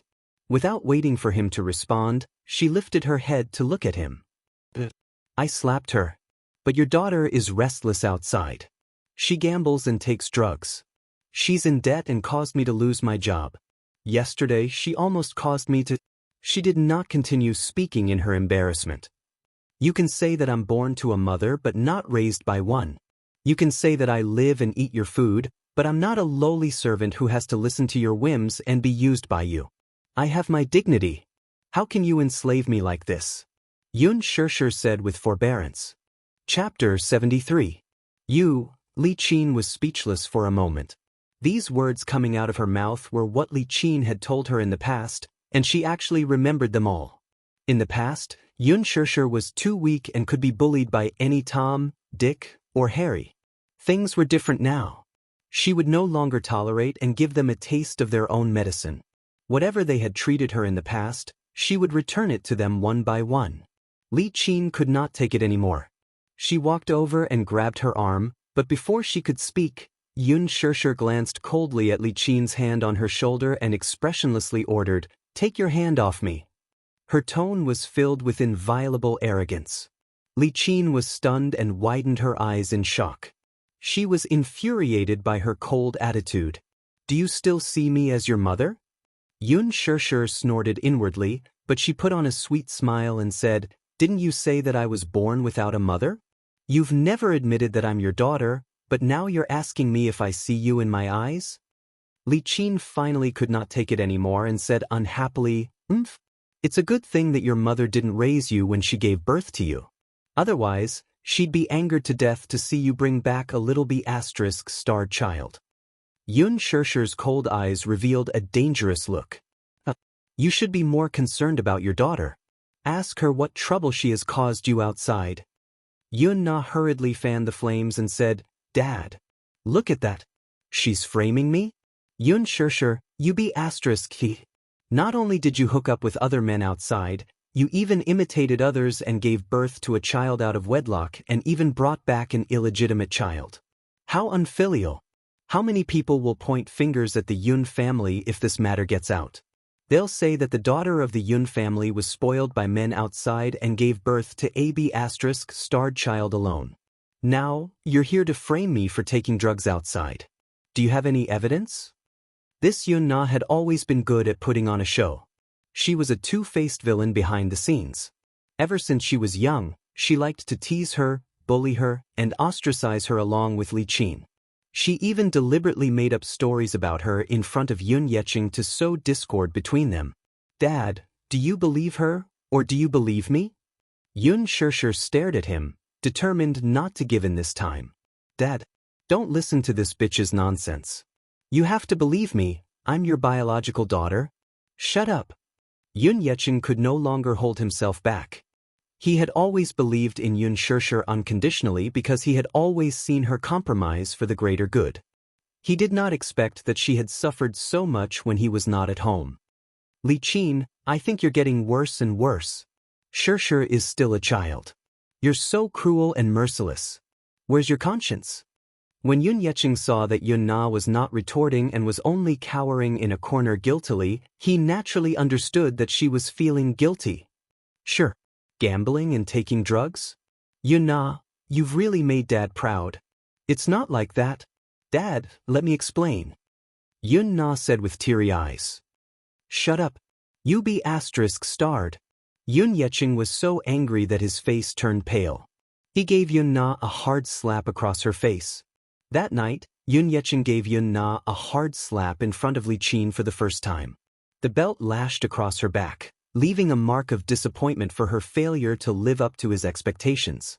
Even after leaving the Yun residence, Yun Xianxia could still hear the hoarse sobs of Yun Na, who was kneeling outside the living room door.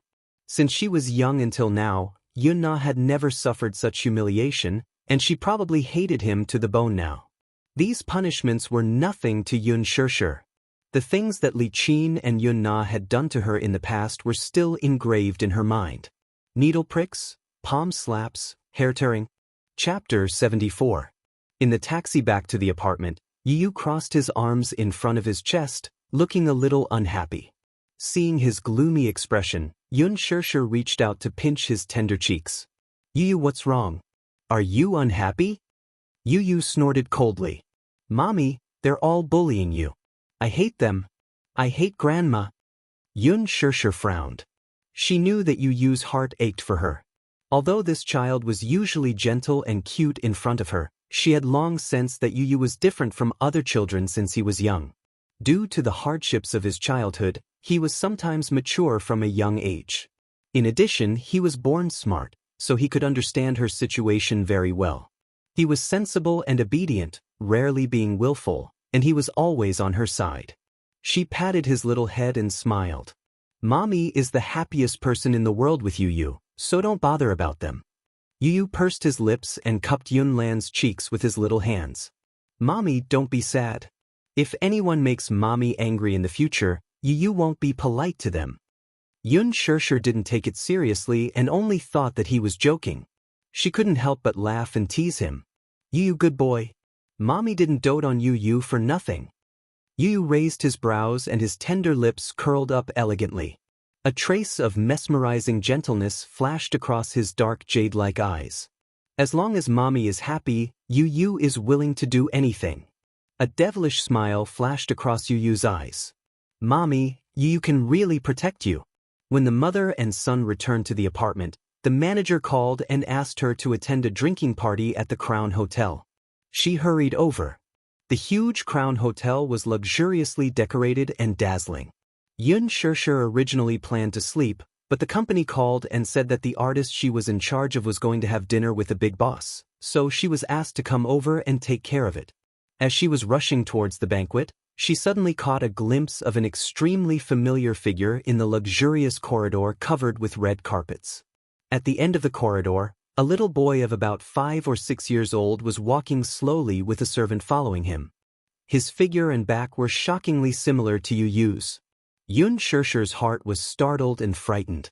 Unexpectedly, she followed him like a ghost. She was very careful and did not make any sound as she walked on the expensive carpet. However, the handsome boy's hearing was amazing. He turned around alertly and bumped into Yun Shirshir. Her perplexed gaze fell on the boy's handsome and tender face. In that instant, her heart surged. Yu. His black hair was very smooth, especially under the reflection of the retro wall lamps in the corridor, which made his hair look even softer and brighter. With fair skin, rosy cheeks, a high nose bridge, and a small red mouth, the little guy's facial features had the beautiful and deep lines of a European descendant, but it did not lose the gentle aura of an Asian. He had a pair of big watery eyes with long curved eyelashes that were thick and soft, long and curly, and slightly upturned like two black feathers. His black jade-like pupils were as bright as the galaxy, ethereal and mesmerizing. They were also like dazzling diamonds, without a trace of impurities and breathtaking. However, there was only coldness in his eyes now. Although he was young, he had the aura of an emperor. His exquisite facial features were exactly the same as Yu's. The only difference was that between the two children, one was deep and cold, while the other was gentle and elegant. Chapter 75. Could it be? Yun Shirshir was taken aback by the conjecture in her heart. 6 years ago, she signed a contract with that man and gave birth to twins. As Yu was born prematurely, her breathing was weak when she came out. A careless nurse mistook her for no signs of life. Her brother, on the other hand, was taken away by that man. Yun Yecheng had erased all traces of Yu. It was already a blessing for her to be able to keep Yu by her side. However, as a mother, she could not afford to ignore her own flesh and blood. For the past 6 years, she had been secretly sketching the outline of another child she had never met in her mind. This child must be very similar to Yu. He must have the same eyes, nose, and beautiful face as Yu.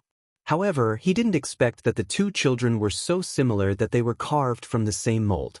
Yun Shirshir stared at him in a daze. Unknowingly, tears welled up in her eyes. She never thought that she would be able to see this child again in this lifetime. There seemed to be an intimate bond between mother and son. It was like a bond. Muichen's character was like Muiage's. He never liked a stranger staring at him so blatantly. However, looking at this woman who was suddenly defeated in front of him with tears streaming down her face, his cold and hard heart softened in an instant. Who are you? Muichen turned around and sized her up suspiciously with a wary look on his face. Yun Shirshir heard his young voice, which was very similar to Yu's. For a moment, she could not help but walk toward him.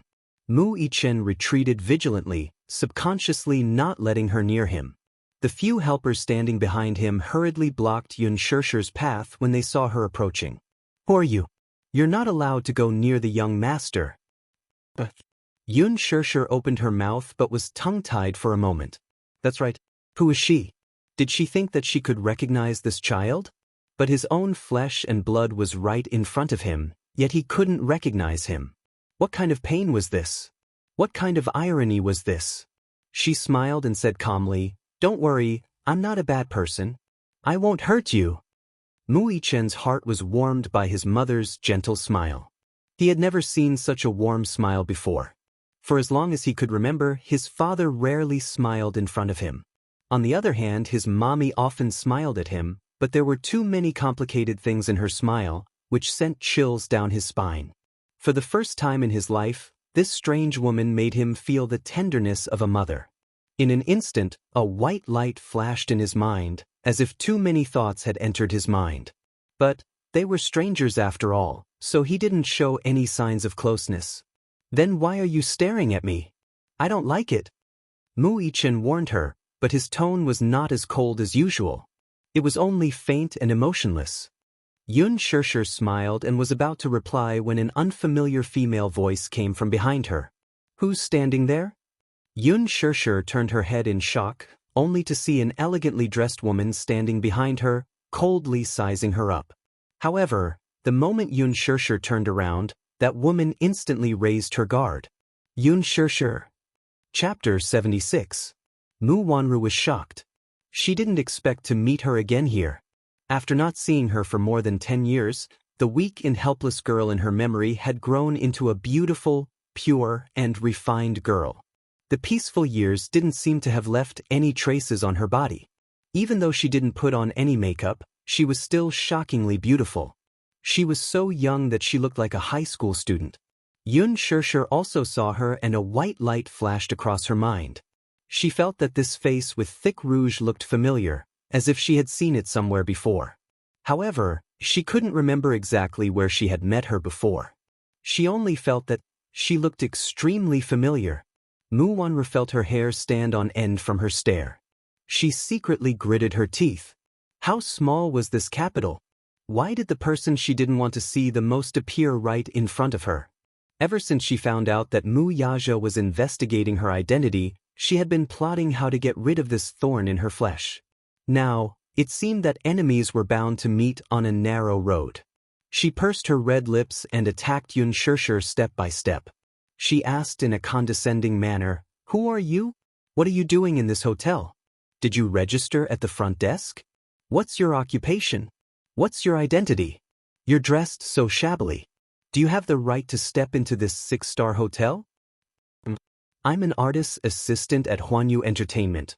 "Which artist? What's her name?" Mu Wanru didn't have the patience to listen to her.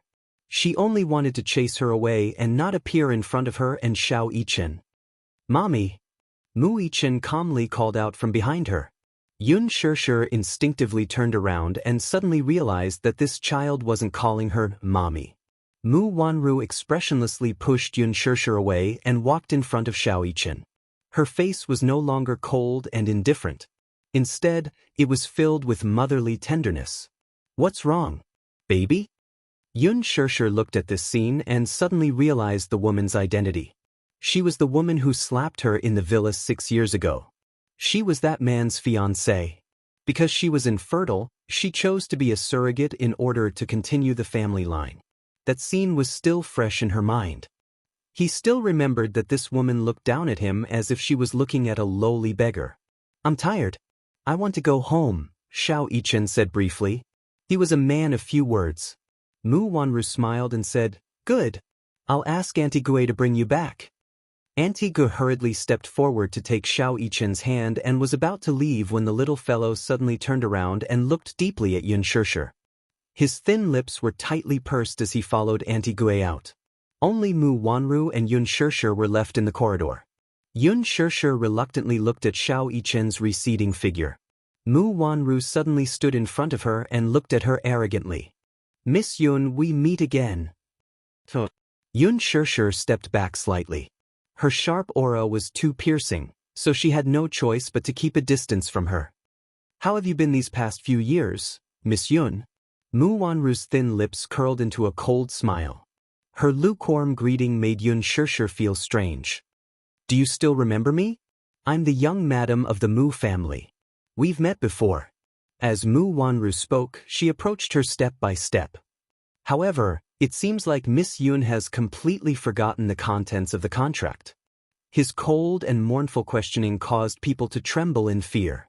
The last clause of the contract stated that Xianxia would lose custody of the child forever. Chapter 77.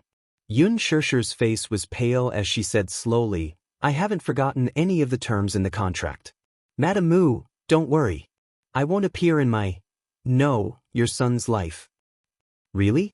You mean what you say?" "Yes." Xianxia gritted her teeth, her heart bleeding. Mu Wanru's face finally revealed a smile, but it was extremely cold. "Then I hope that Miss Yun will not forget what you said today and will not go against the terms of the contract.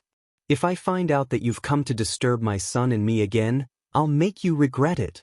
She inched closer to Xianxia and warned her coldly. However, when they were so close, Mu Wanru could easily see the hickeys on her neck, and her gaze turned cold. Last night, Mu Yaja did not return. She had sent someone to investigate, and in the end, she saw him enter a suite in the hotel's CCTV. In the morning, Mu Yaja, who was dressed in a suit, left first. In the afternoon, a girl in a dress followed Mu Yaja's assistant out. Although her head was lowered and her face could not be seen clearly, Regardless of whether it was her figure or her back view, it was exactly the same as this woman. At this moment, looking at the ambiguous hickeys on her neck, Mu Wanru could not help but let her imagination run wild. The more she thought about it, the angrier she became, and the veins on her forehead bulged. She raised her hand and was about to slap her. However, a childish voice came from behind her. "Mommy? I've been waiting for you for a long time." For some reason, Xiao Yichen had returned and coincidentally saw Mu Wanru raising her hand to slap her. He raised his voice to stop her. Mu Wanru was shocked. When she turned around to face the little munchkin, her face was full of gentleness. "Yichen, didn't you ask Auntie Gue to bring you home? Mommy, aren't you coming home for dinner?" Xiao Yichen sized her up with a strange expression. She didn't know if he was protecting Xianxia or for some other reason, but he said calmly, "Daddy said that he'll come back for dinner tonight." Hearing this, Mu Wanru didn't want to waste any more time on Xianxia. She would have plenty of opportunity to verify the facts of what had happened last night. However, she would not let Xianxia off so easily. Sooner or later, he would make her disappear completely from the capital. This thorn must be completely eradicated. Thus, Mu Wanru turned around and glared at her fiercely. Then she picked up Xiao Yichen and left with him. Xianxia couldn't come back to her senses for a while. So this child's name is Yichen. For a moment, too many complex emotions surged in her heart. They were sour and bitter. It was such a heart-wrenching thing to see her own flesh and blood calling another woman mommy. However, she still remembered the terms of the contract from 6 years ago. After giving birth to this son, they were destined to be strangers for the rest of their lives. It was cruel, but she had to do it. The Mu family was big and had a big business. How could she compete with them? She didn't have the right to be this child's mommy. Xianxia took a deep breath, threw her thoughts to the back of her mind, and rushed to the dinner. On the roadside, a Bentley was parked at the intersection. This was a global limited edition car. One look and one could tell that the owner of this car was either rich or respectable. There was a black leather sofa and an expensive Saxon carpet under the feet. At the side, a small wine cabinet displayed expensive wine and vodka. Under the light, they shone brightly. Chapter 78. A man was sitting upright beside him. He was none other than the board representative of Leji Holdings, Li Hanlin. Li Hanlin's facial features were very beautiful, handsome, and elegant. However, his expression was a little ugly, especially when he looked at the 6 or 7-year-old child beside him who was extremely mature. His expression became even more strange.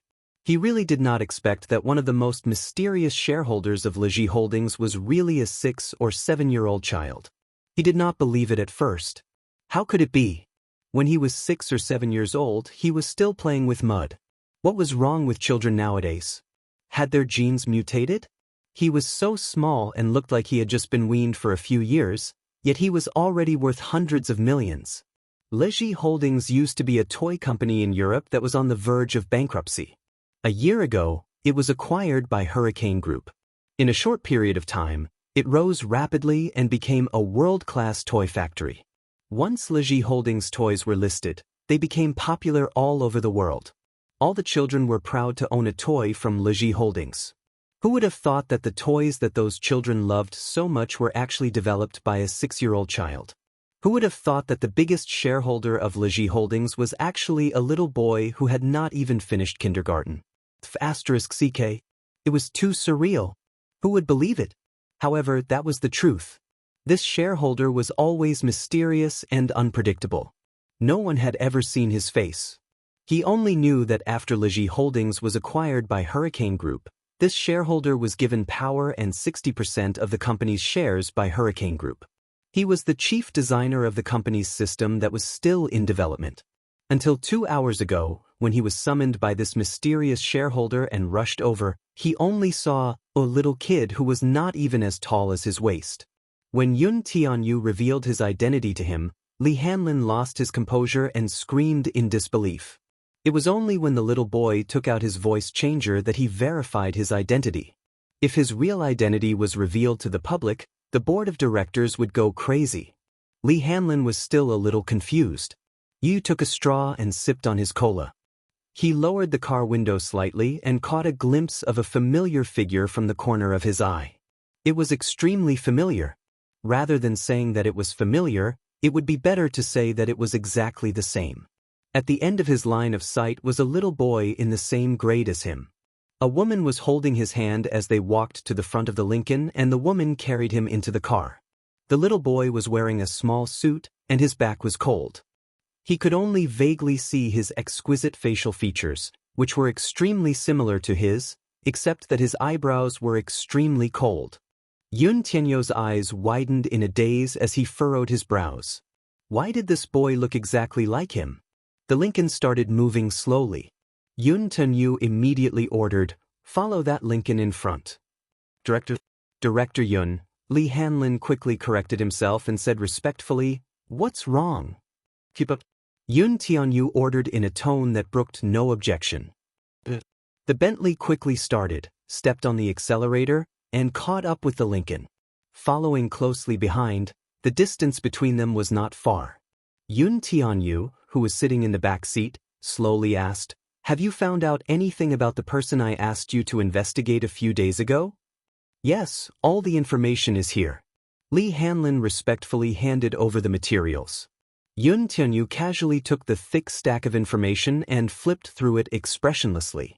The more he read, the more solemn his eyes became.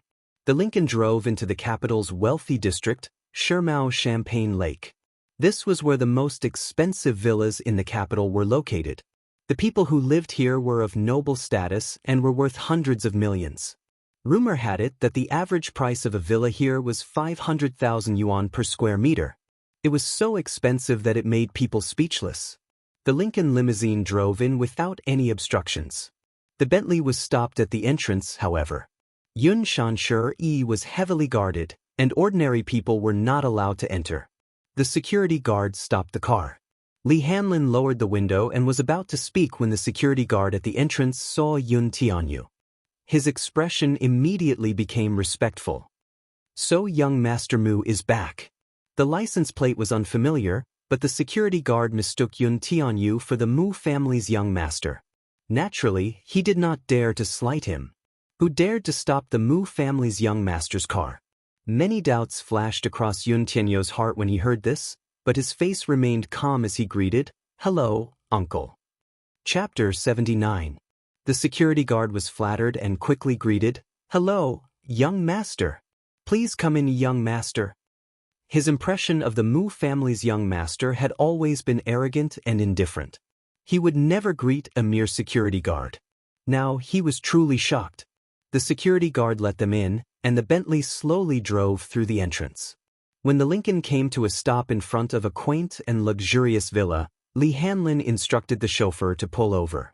"Director Yun, what's going on?" Li Hanlin asked cautiously. Yun Tianyo shushed him, indicating for him not to speak. He rolled down the car window and leaned against it to look out. When the little boy alighted from the car, the servant at the entrance hurried to welcome him. His brows furrowed slightly. There were too many questions in his mind at that moment. Mu Wanru alighted from the car as well. When she looked up, she saw Mu Yaja standing at the entrance. He was tall and imposing, but without his suit, he did not seem to be the empire's elite in the business world. His snow-white shirt accentuated his exquisite features. The night was bleak and hazy. All the floor lights in the villa's courtyard were lit. The atmosphere was warm. Mu Yaja squatted down slightly and smiled gently at Muichin. He rarely smiled. Usually, he did not smile and always gave others the impression of coldness. However, it was only in front of Xiao Yichen that he would show this rare tenderness. His beautiful almond-shaped eyes were deep and mesmerizing, and his sexy thin lips curved into a doting smile. It was simply irresistible. A father's warmth was like a harbor. It made one feel incomparably at ease. He flew to North America the day before yesterday to attend a meeting, so he hurried back home after returning. Xiao Yichen was originally angry with him. He waited for him the whole night, but he did not return. His daddy actually did not keep his promise. Accompanying him for dinner, doing his homework, and not talking about work at home were the 3 rules, but he did not abide by them. However, under Mu Yaja's doting gaze, the accumulated haze in Xiao Yichen's heart finally dissipated. The little guy rushed into the man's arms and wrapped his little hands around Mu Yaja's elegant neck. He muttered, "Daddy." Yundanyu, who was sitting in the car, stared at her in a daze. His eyes were unnoticeably moist. However, when he saw Mu Yaja take out a beautifully wrapped gift from behind him, Xiao Yichen opened it in surprise. It was the remote-controlled racing car that he had been looking forward to. It was Leji's best-selling toy for the new season, and many children dreamed of owning one. Wow! This is Leji TK01 Smart Remote-Controlled Racing Car. Thank you, Daddy. I'm so happy. Mu Wanru slowly walked over, squatted down beside Xiao Yichen, and kissed his forehead. Baby, let Daddy assemble it with you, okay? Alright. Mu Yaja smiled dotingly. Baby, have you forgiven Daddy, Daddy is the best. Yichen loves Daddy the most. This heartwarming scene undoubtedly stung Yun Tianyo's eyes. It turned out that a father was such a warm existence. The TK01 Smart Remote-Controlled Racing Car was a product that Yu had painstakingly designed. When it was put into production, the online pre-orders had exceeded hundreds of thousands. The one he saw at the mall that time was just a domestic imitation of a remote-controlled racing car. He was only researching it, but he did not expect his mommy to mistakenly think that he liked it and insisted on buying it. In fact, he did not like toys. He was no longer interested in these things, which were somewhat childish to him. What he envied was having a daddy who could patiently assemble and play with him. What he yearned for was merely companionship. Chapter 80. What he yearned for was merely companionship. Yun Tianyo's little hand gripped the windowsill, his eyes filled with desolation. He did not even know what to do. All these years, he had thought that he did not have a father, but now, his father was right in front of him. Just like how Yun Shishir would always picture a child she had never met before in her heart. More than once, he had pictured his father's silhouette in his mind. He must be very tall, with good-looking eyes and a tall nose. He must look dashing in a suit. That was because his kindergarten teacher always praised him for his good looks. His father must be even more dashing. In fact, this man was really handsome. Even he was mesmerized by him. In his heart, he was also looking forward to it. How great would it have been if he had been his father 6 years ago? Unfortunately, Yun Shishir's gentle words suddenly echoed in Yu's mind. Yu will never leave Mommy, right? He would never leave Mommy, never. He was Mommy's little god of warmth. He wanted to protect Mommy and not let anyone hurt her. Even if it was his biological father, he would never allow it. Yu lowered his eyelids to hide the longing that flashed across his eyes as he slowly rolled up the car window. Mu Yaja carried Xiao Yichen and dotingly caressed his little head. From the corner of his eye, he caught sight of an unfamiliar Bentley. He followed his line of sight and saw a Bentley slowly driving away. He could vaguely see a lonely silhouette through the car window. A child of about 6 years old was sitting in the back seat lazily with his head propped up. His eyes were downcast, and he looked a little lonely. His heart skipped a beat as if he had lost something important. Even his breathing stopped for an inch. Xiao Yichen raised his head and saw his father looking into the distance in a daze. He frowned and asked, "Daddy, what's wrong?" "Nothing." Mu Yaja lowered his head and curled his lips, but he was clearly distracted. The banquet was arranged in a VIP private room. Yun Shishir had just opened the door when she accidentally bumped into a lively scene. He saw Han Jingyi sitting in the arms of a fat middle-aged man, hitting the man's shoulder and acting coquettishly. Her shoulders were slightly exposed, and her attire was sexy and alluring. The circle of people sitting around her had a tacit understanding of each other. They just sat on the side and chatted wittily, as if they were already used to this erotic scene. In the circle, there were many unrestrained scenes. They were already used to it. The middle-aged man who was hugging Han Jingyi was the big boss of a real estate development company, Yan Liangxiong. He had a strong net worth and quite a bit of status. He was the one who had raised Han Jingyi to the top. Yun Shishir was not used to such a scene, but she forced herself to fit in as soon as possible and sat beside Han Jingyi. However, the moment he walked in, the atmosphere in the room changed slightly. Originally, Han Jingyi was a young model who had graduated from an art school. Although she was inexperienced, she knew the rules of the entertainment industry and knew the rules. With her good looks, she signed a contract with Huanyu Entertainment.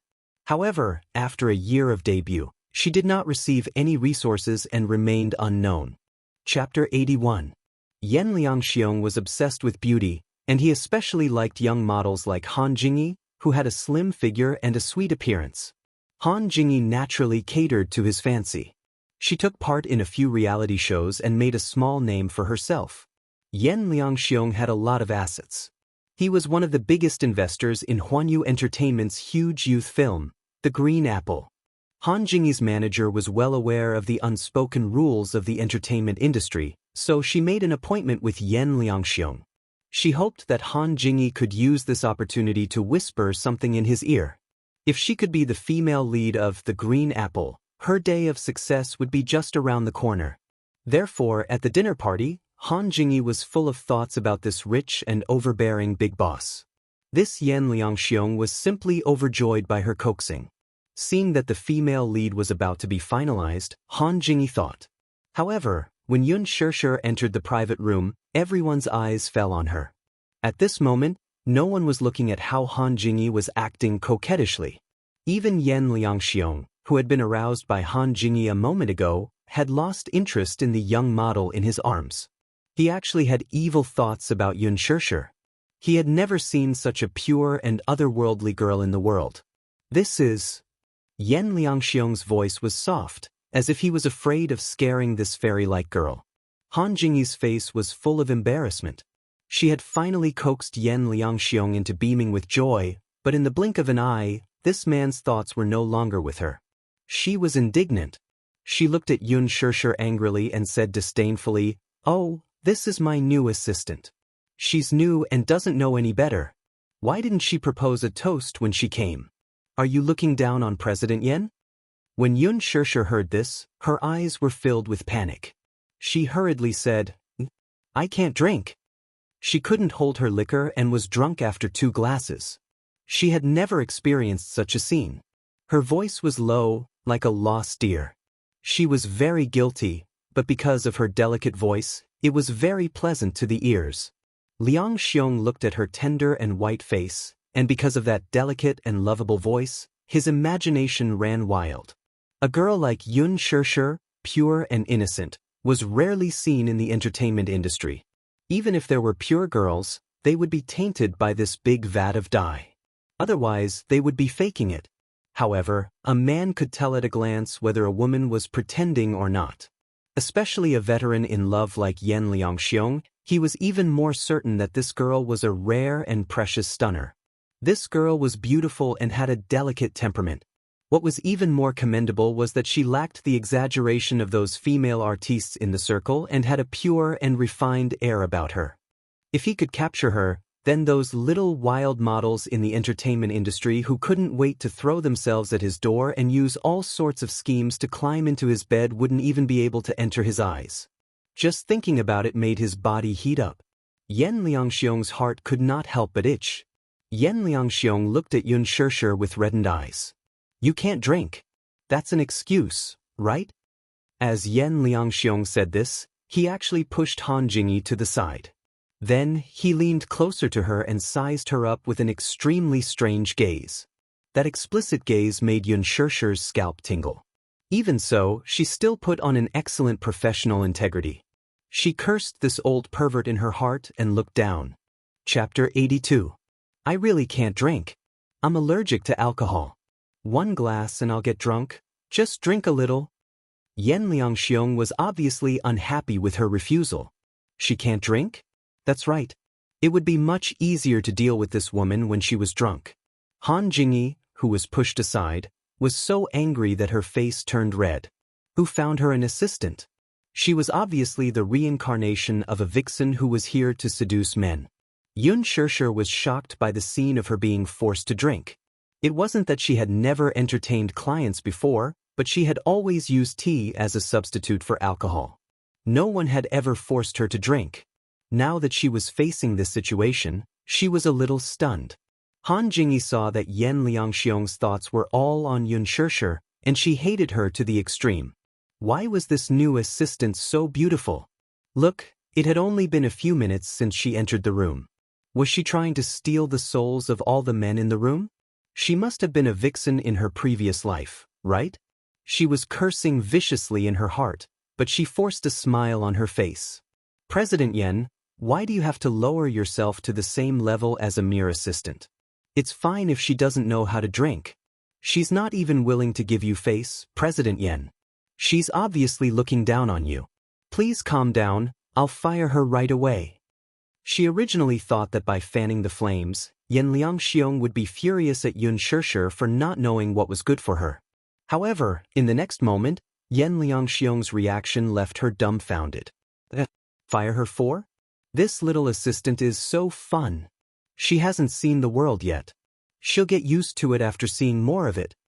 As he spoke, he suddenly thought of something and said meaningfully, Jingyi, didn't you want the resources for the green apple? If you can get your assistant to drink a few glasses with me, I'll make the final decision on the female lead. Han Jingyi almost vomited blood when she heard that. She was about to vomit blood. This movie could be said to be a star-studded movie.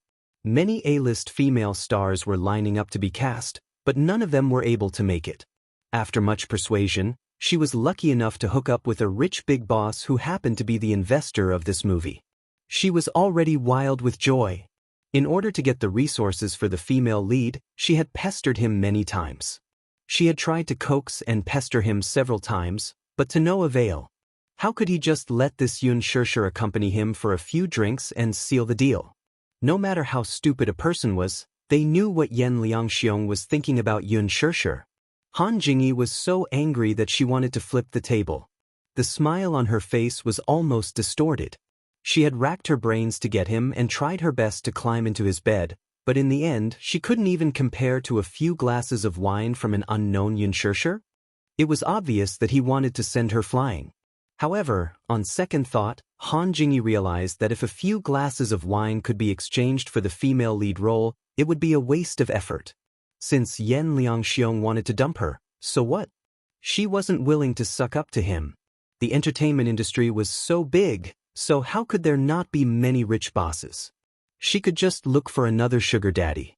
With this role, she would be able to get in touch with higher-level aristocrats. This assistant could exchange a few glasses of wine for resources that other female stars couldn't even dream of. This was perfect. As she thought about it, Han Jingyi persuaded, I say, newcomer, you should drink a few glasses with President Yan. Take it as giving President Yan face. If he's happy, he won't treat you badly. With that, Han Jingyi mouthed to her, if you don't drink, I'll fire you. Chapter 83. Can I have a glass of wine? I can only drink one glass. Yun Shirshir said carefully. Yan Liangxiong liked to look at her tender expression and laughed heartily. But one glass it is. You have to drink it all in one go, or it won't count. Yun Shirshir gritted her teeth and made up her mind. She picked up the glass of wine in front of her and drank it all in one go. With just one glass, she choked until her face and ears turned red, and a blush appeared on her ears. Ooh! This wine was extremely spicy. Her eyes turned red, and her body suddenly heated up. Looking at her flushed face, Yan Liangxiong's eyes were about to stare straight. That burning gaze never left her body, and it stared at her until she felt like she was being pricked by needles. At this moment, footsteps came from outside the door. Knock knock. Someone knocked on the door elegantly, and the door of the private room was slowly pushed open. A cold gust of wind blew in through the door. Yun Shirshir was tipsy, and she was a little dizzy. Out of the corner of her eye, she caught a glimpse of someone walking in. Looking in the direction of the sound, she saw a tall figure walking into the private room. She was stunned. What greeted her eyes was a pair of black high-grade handmade leather shoes. The sound of the shoes hitting the ground was crisp and powerful. The man's steps were elegant and calm. He wore a pair of straight and slender trousers, paired with a dark red high-end shirt, and his fair skin accentuated a taboo charm of beauty. His gentle and refined temperament was immediately revealed. Looking carefully, The man's slightly open collar revealed two jade-like collarbones. A platinum necklace hung on his beautiful and delicate neck. It was a simple outfit, but it was stunning. One had to know that not every man could make red look so coquettish and beautiful. Xianxia was a little drunk. She felt that her neck was a little stiff, so she couldn't raise her head to look at the man's face. It was only when he came closer that she saw his face. The nobility and arrogance in his gestures, and the trace of melancholy in his eyes. This was the first feeling that this man gave her. His fair face had been washed away. His facial features were deep and exquisite, with distinct edges and corners. It was as if he had been carefully carved by the gods. Elegant eyebrows, long and narrow eyes, and sexy lips.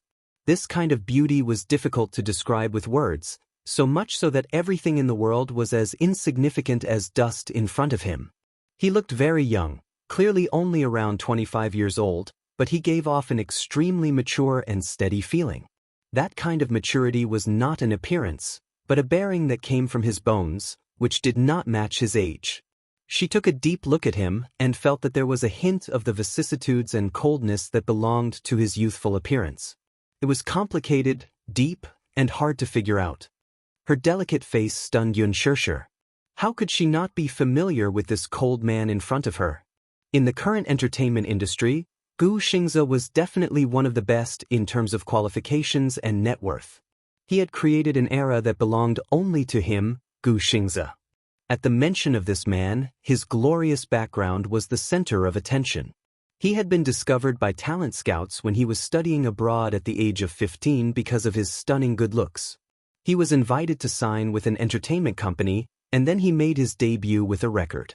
His first record sold over 10 million copies, and his first movie was a Hollywood blockbuster. He became famous overnight and won various awards at the Oscars Film Festival. After that, his global popularity soared. Chapter 84. There was no shortage of handsome male artists in the entertainment industry. However, in such a dirty and complicated environment, one would be eliminated sooner or later if they did not know how to fight for it. However, Xianxia was a miracle. It was not only because of his enviable handsome face, but also because of his exceptional acting talent and magnetic voice. Xianxia became an instant hit from the moment he debuted. From a handsome and delicate young idol with immature acting and singing skills to a superstar who had dabbled in all three fields of film, television, and singing, he had 10 platinum records and was even known as the box office bomb at the beginning of the century. Whether it was his acting or singing skills, he had already honed them to perfection. In the 10 years since his debut, Xianxia had become an immortal legend in the entertainment industry. He was also the only person who could represent the domestic entertainment industry and was a milestone in the domestic entertainment industry. The entertainment industry was filled with waves and sand, but his status as a superstar had not been shaken for 10 years. His journey to stardom had been so smooth that many people were jealous of him. There were countless legends about him. In this industry, 10 years was an era. However, the end of Xianxia's era was still far away. But why would he appear here? Once he saw him, Xianxia immediately stood up and greeted him warmly. He shook his hand. His assistant, who was standing beside him, quickly stepped forward and apologized profusely. "President Yan, I'm so sorry. It's rush hour now. I'm sorry to have delayed you on the way." Everyone knew that Xianxia was a person who had a strong sense of time. He had always been prejudiced against people who were late. No one was an exception. It was already late. Xianxia was stuck in traffic when he received his call. He had arranged to meet Xianxia at a hotel to discuss the female lead. Xianxia was also one of the film's producers. Although he was engrossed in memorizing the script and had a hard time coming up with his lines, he did not want to neglect this hard-to-please boss and hurried to meet him. However, he was still a little late.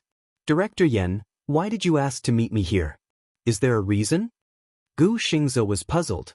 The handover had already been settled, the script had been planned, the actors had been decided, and the sponsors had been decided. What else was there to rush him over in such a hurry? "Xianxia, let's sit down and talk. Let me introduce you to someone." Xianxia turned sideways and invited him to take a seat.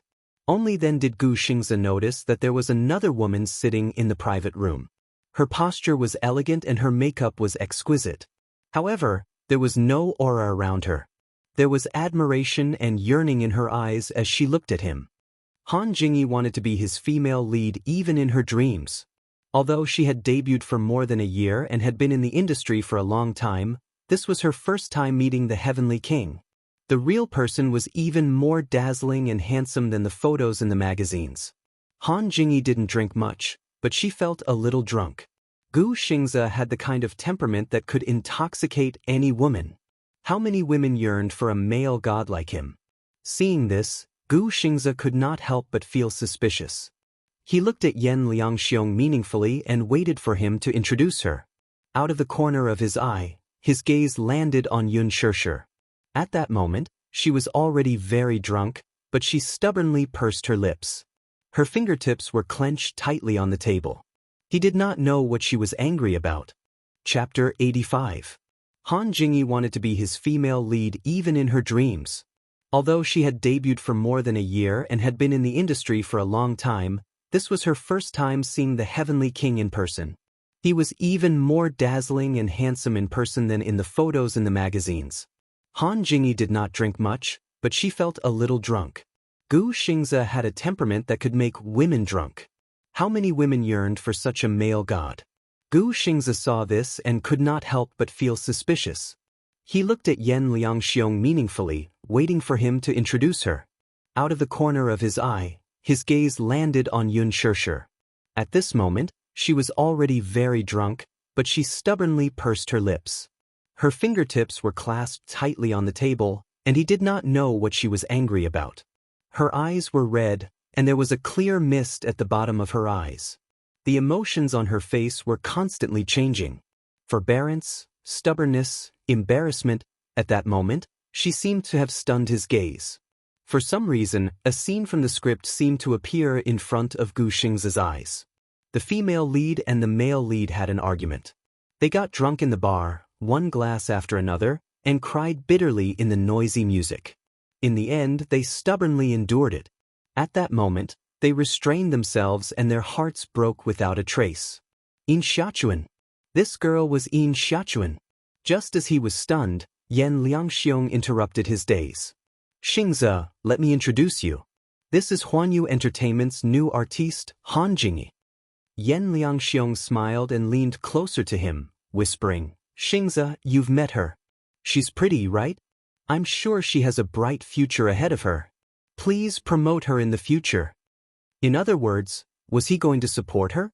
Gu Xingzi frowned slightly. His thin lips parted, but he did not say anything in the end. Han Jingyi looked shy and slowly reached out her hand to him. However, Gu Xingzi did not even look at her. He had always been proud and arrogant. He never gave face to people he did not approve of. It just so happened that there were quite a few people in the entertainment industry who fell for such a proud and aloof personality. Speaking of which, no matter how beautiful this Han Jingyi was, she was at most an unknown newcomer, right? There was no spiritual energy in her temperament. She was like an empty puppet. What ability did she have to make Yan Liangxiong praise her so much when she had just debuted? Could it be that he had used the unspoken rules to get to her position? There was contempt in Gu Xingzi's eyes. Beautiful? Is there something wrong with General Manager Yan's taste? Gu Xingzi's mouth was full of poisonous thorns. With her looks, even if President Yan likes her, she won't be able to enter my eyes. President Yan, don't think that you can promote the woman you've slept with just because you want to. It's not up to you to decide the female lead of this movie. You know, I'm also one of the producers of this movie. Yan Liangxiong was taken aback, and his expression turned a little awkward. Ridiculing the woman he was playing with in front of him, more or less put him on the spot. Gu Xingzi had been in the industry for many years. He had a strong backing and a high net worth. Naturally, he did not dare to offend him. However, this kind of humiliation also made him lose face. When Han Jingyi heard this, she was as stiff as a rock. The male idol in her heart actually ridiculed and humiliated her in front of so many people, making her lose face. Chapter 86. Xingzi, don't call me Xingzi. Do we know each other well? Gu Xingze looked at her coldly. Yan Liangxiong could not put down his pride and immediately gave her a look. Han Jingyi quickly raised her wineglass and toasted him. I'm sorry, Mr. Gu, I don't know how I have offended you. If I have offended you in any way, I hope that you will forgive me. However, her pitiful apology only made Gu Xingze more disgusted. Don't. The wine you're toasting is dirty. Han Jingyi was stunned. She felt as if she had been smashed to pieces. Earlier, she had heard rumors that Gu Xingze was as arrogant as a king. Sometimes, he would not give face to those he detested, and his mouth would be poisonous. Now, she had experienced it for herself. Moreover, President Yan, is there something wrong with your taste? This woman is tacky and smells of rouge. How can she play the role of the pure Yin Xiaochuan? First of all, her appearance is not right. If I were to act with her, I'm afraid that I would vomit. Gu Xingze continued to use his poisonous tongue. Han Jingyi could no longer sit still. Why was this Gu Xingze's mouth full of poisonous thorns? He was mocking her as if she was worthless. There were so many female celebrities in the entertainment industry. How many of them relied on their own abilities to get to where they were? Didn't they rely on flattery? She was so angry that she was about to cry. Gu Xingze snorted when he saw her trying to act pitiful. She wanted to be his female lead and climb up his social ladder? Dream on. But, do you still feel wronged? Gu Xingze's face was cold. If you know what's good for you, you'd better quit the production of The Green Apple. Otherwise, I won't be in the mood to work when I see you. After a pause, his gaze fell on Yun Shirshir, who looked a little confused. He was stunned. What's your name? Yun Shirshir saw that Gu Xingze was asking for her name. Although her mind was still in a daze, she sat up straight and said nervously, Hello. My name is Yun Shirshir. I'm Miss Han Jingyi's assistant. Are you her assistant? Gu Xingze was a little surprised. He had thought that she was a newcomer who had just signed a contract. She was pure and beautiful, untainted by filth, and very much in line with the temperament of the female lead in his heart. The Yin Xiaochuan in his heart was exactly the same as her. Gu Xingze shook his head. His beautiful eyes curved and a warm smile appeared on his face. She's so clean and pretty. Why did she become the assistant of a nobody model? How useless. I also just found a job today. Gu Xingze glanced at Han Jingyi, whose face was getting darker, and sneered. She won't be able to become famous. You'll have no future if you follow her. As for you, you're so much prettier than her. If you enter the entertainment industry, you'll definitely be popular. Han Jingyi's eyes widened in shock. How could Gu Xingze? With such a beautiful mouth, he had degraded her to the bottom of the valley, and then praised an unknown assistant to the sky? Where was she supposed to put her face? Yun Shirshir had not yet recovered from the alcohol. When she heard this, she hurriedly waved her hand and said, I can't. Why not? Gu Xingze smiled elegantly and said slowly, Your temperament is just right for the female lead in my heart. Bang! Han Jingyi could not take it anymore. She slammed the table and stood up. She looked at Gu Xingze with a gloomy face and sneered, Gu Xingze, have you said enough? Chapter 87. She had drunk some wine earlier and was a little tipsy. With Gu Xingze flattering her and belittling her, she was naturally unhappy, especially after being belittled by her idol. With the alcohol in her system, she decided to let it all out. Isn't she just a new little assistant? How can she be compared to me? Han Jingyi was angry. Every girl had a dream, and her dream was Gu Xingze. When Gu Xingze debuted, he had always been her idol because of his handsome image and superb acting skills.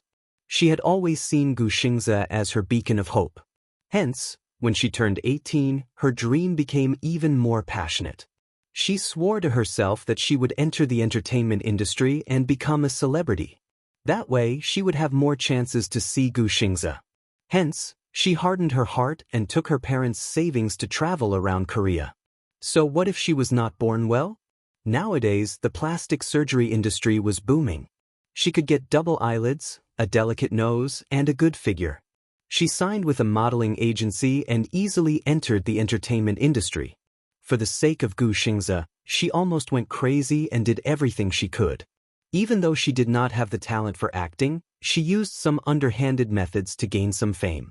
She was getting closer and closer to her dream. Xianxia, on the other hand, destroyed this hope of hers.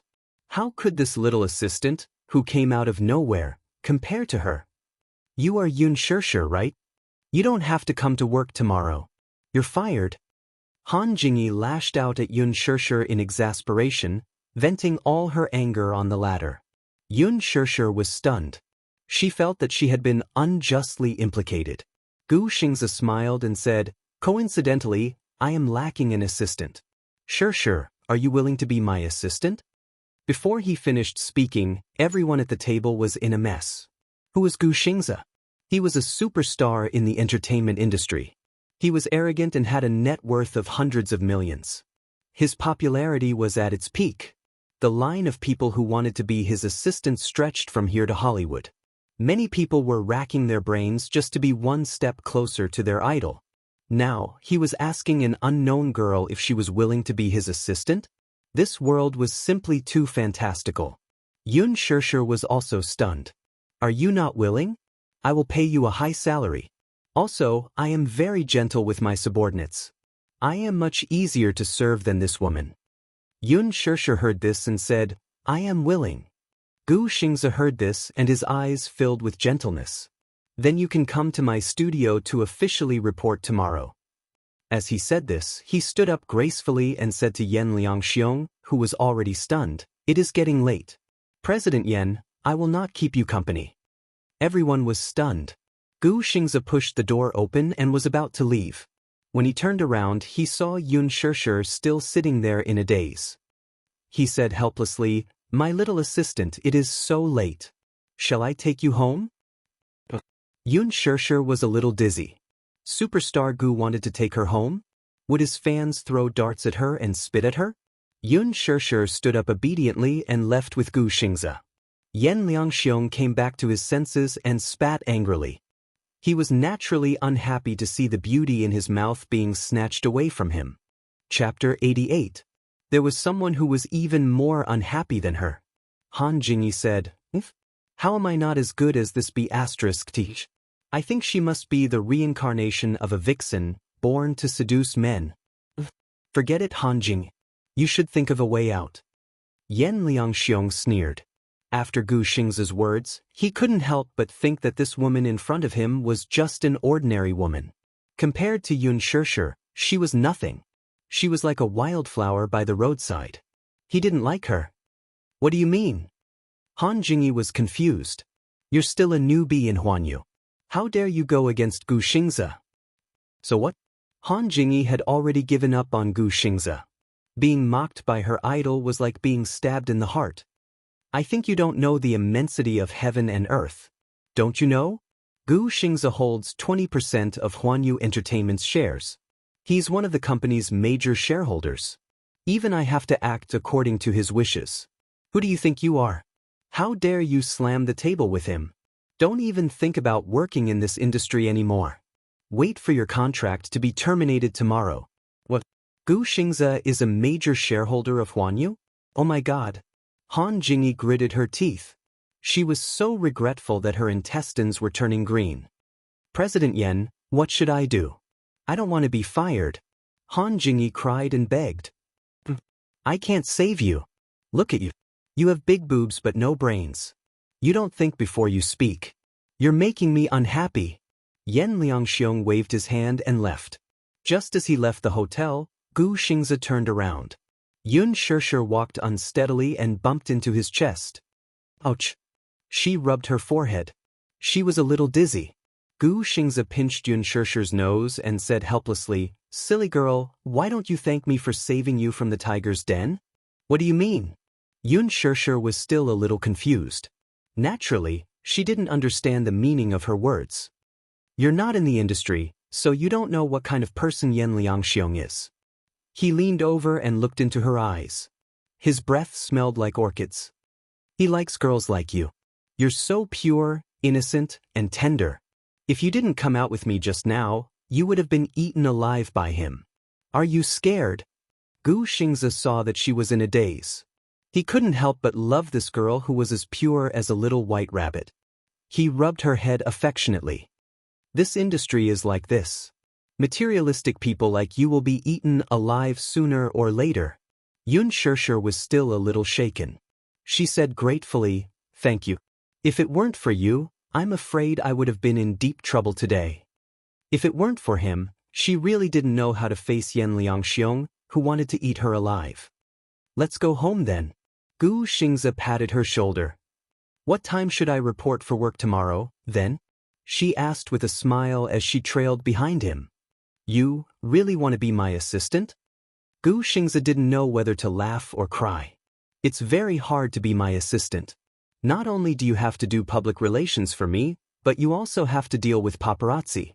What's worse is that you have to face situations like today. Can you handle it?" Xianxia suddenly realized that being an assistant wasn't an easy task. "Then you asked me if I was willing to be your assistant." Chapter 89. "I was helping you get out of trouble," Gu Xingzi said matter-of-factly. "You must be a very sensible girl, right?" Gu Xingzi looked at her and suddenly said, "You must have suffered a lot just now, but I didn't see you shed a single tear." "I'm used to it." Xianxia's shoulders shrunk a little when he touched the most vulnerable part of her heart. Gu Xingzi leaned over slightly and smoothed her bangs. His lips curled into a gentle smile. "But you're a girl. Why do you have to be so strong? A crying child will get sweets." Xianxia was a little stunned. Since she was young, she had been very sensible and strong. She was even overly stubborn. Even if she had suffered a lot, she had never said a word. She had endured it all by herself. But the more she endured, the more she had to bear. She pursed her lips and smiled at Gu Xingzi. "Thank you. I understand what you mean. Yes. You're a girl. You have to make good use of your advantages." Gu Xingzi suddenly thought of something and a smile flashed across his eyes. "It's a pity that you're my assistant. But with your talent, it's a waste if you don't act. Huan Yu is investing in a movie called The Green Apple. They're holding a nationwide audition for the female lead. Do you want to try?" Xianxia's eyes flashed when she heard this. She couldn't help but struggle in her heart. "This is the invitation. Tomorrow is the last audition. I'll be there." Gu Xingzi handed her a small and exquisite letter. This letter was more exquisite than a normal invitation letter. It was inlaid with gold and had a piece of satin lace. It was a first-class invitation letter and there was only one of it. Gu Xingzi gave it to her. It went without saying that he valued and appreciated her. Outside the window, it was raining. Gu Xingzi's assistant rushed over. He was stunned when he saw a thin girl beside him. "Xingzi, this is..." "Oh?" Gu Xingzi didn't know how to introduce her. Xianxia was a little dizzy because of the wine, but she still forced herself to stay awake and smiled politely. "Hello, my surname is Xianxia." "Oh, Xia. That's a very nice name." The assistant smiled gently. The three of them chatted for a while before heading to the parking lot. The Bentley was parked by the roadside. After waiting for a long time, Yun Tianyu finally saw his mother's figure and wanted to get out of the car to meet her. Li Hanlin immediately stopped him. "Director Yun, it's raining heavily outside. You should wait in the car." "Yes. I'll have to trouble you then." Li Hanlin smiled and got out of the car with an umbrella. Gu Xingzi's nanny van was parked not far from the Bentley. Just as the three of them were about to get in, a man in a suit got out of the Bentley in front of them. "Miss Yun, I'm here to pick you up."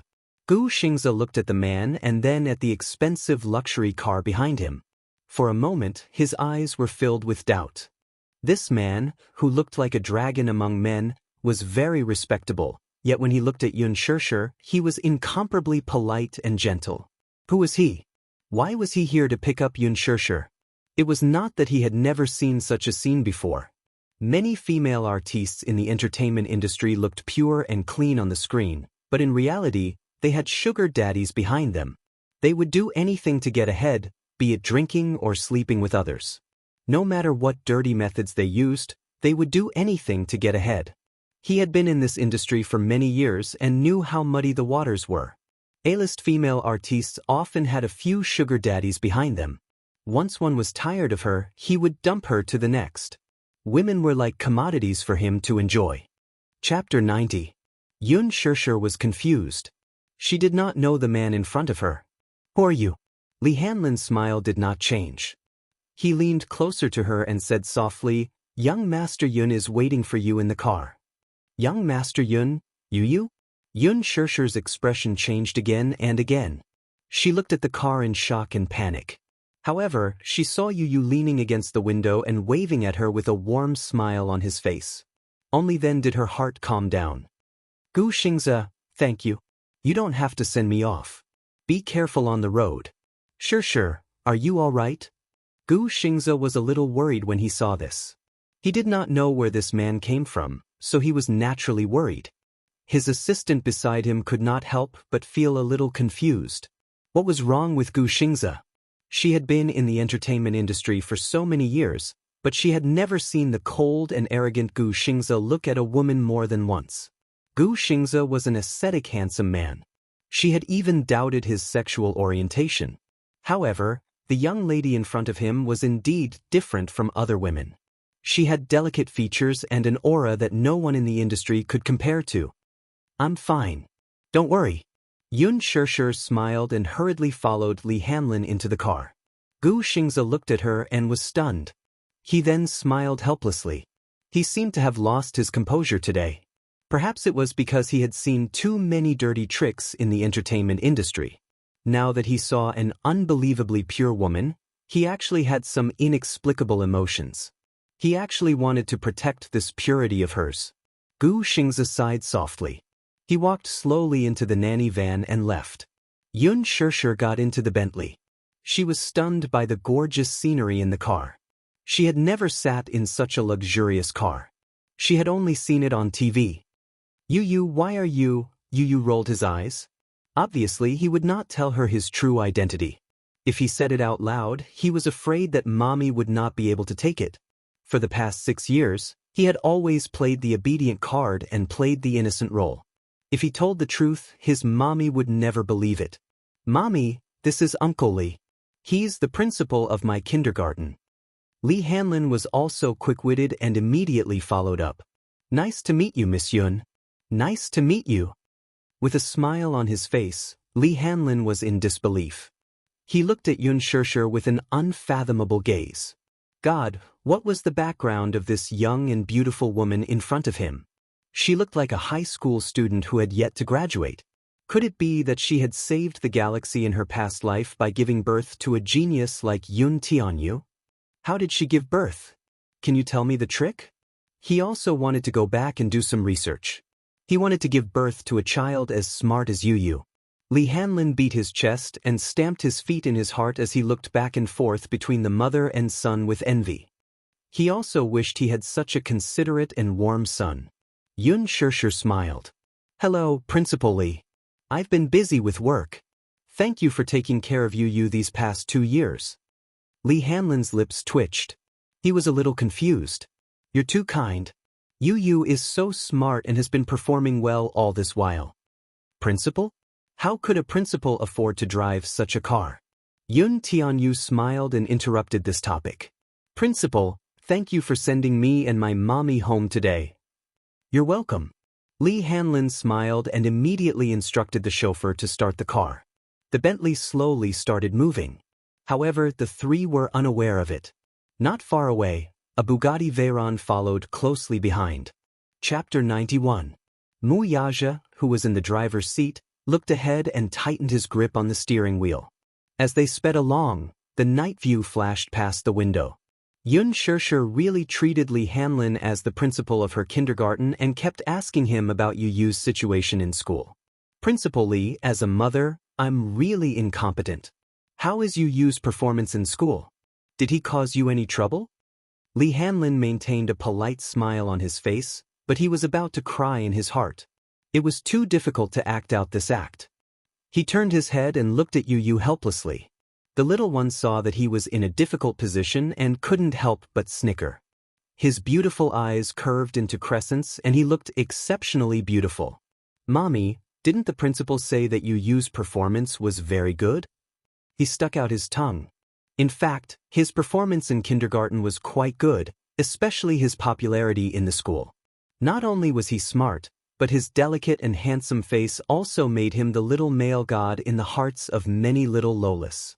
The girls who wanted to hold hands with him lined up from the school gate to his classroom door. Even the teacher doted on him. The boys in his class were also very respectful towards him. Along the way, the three of them chatted happily.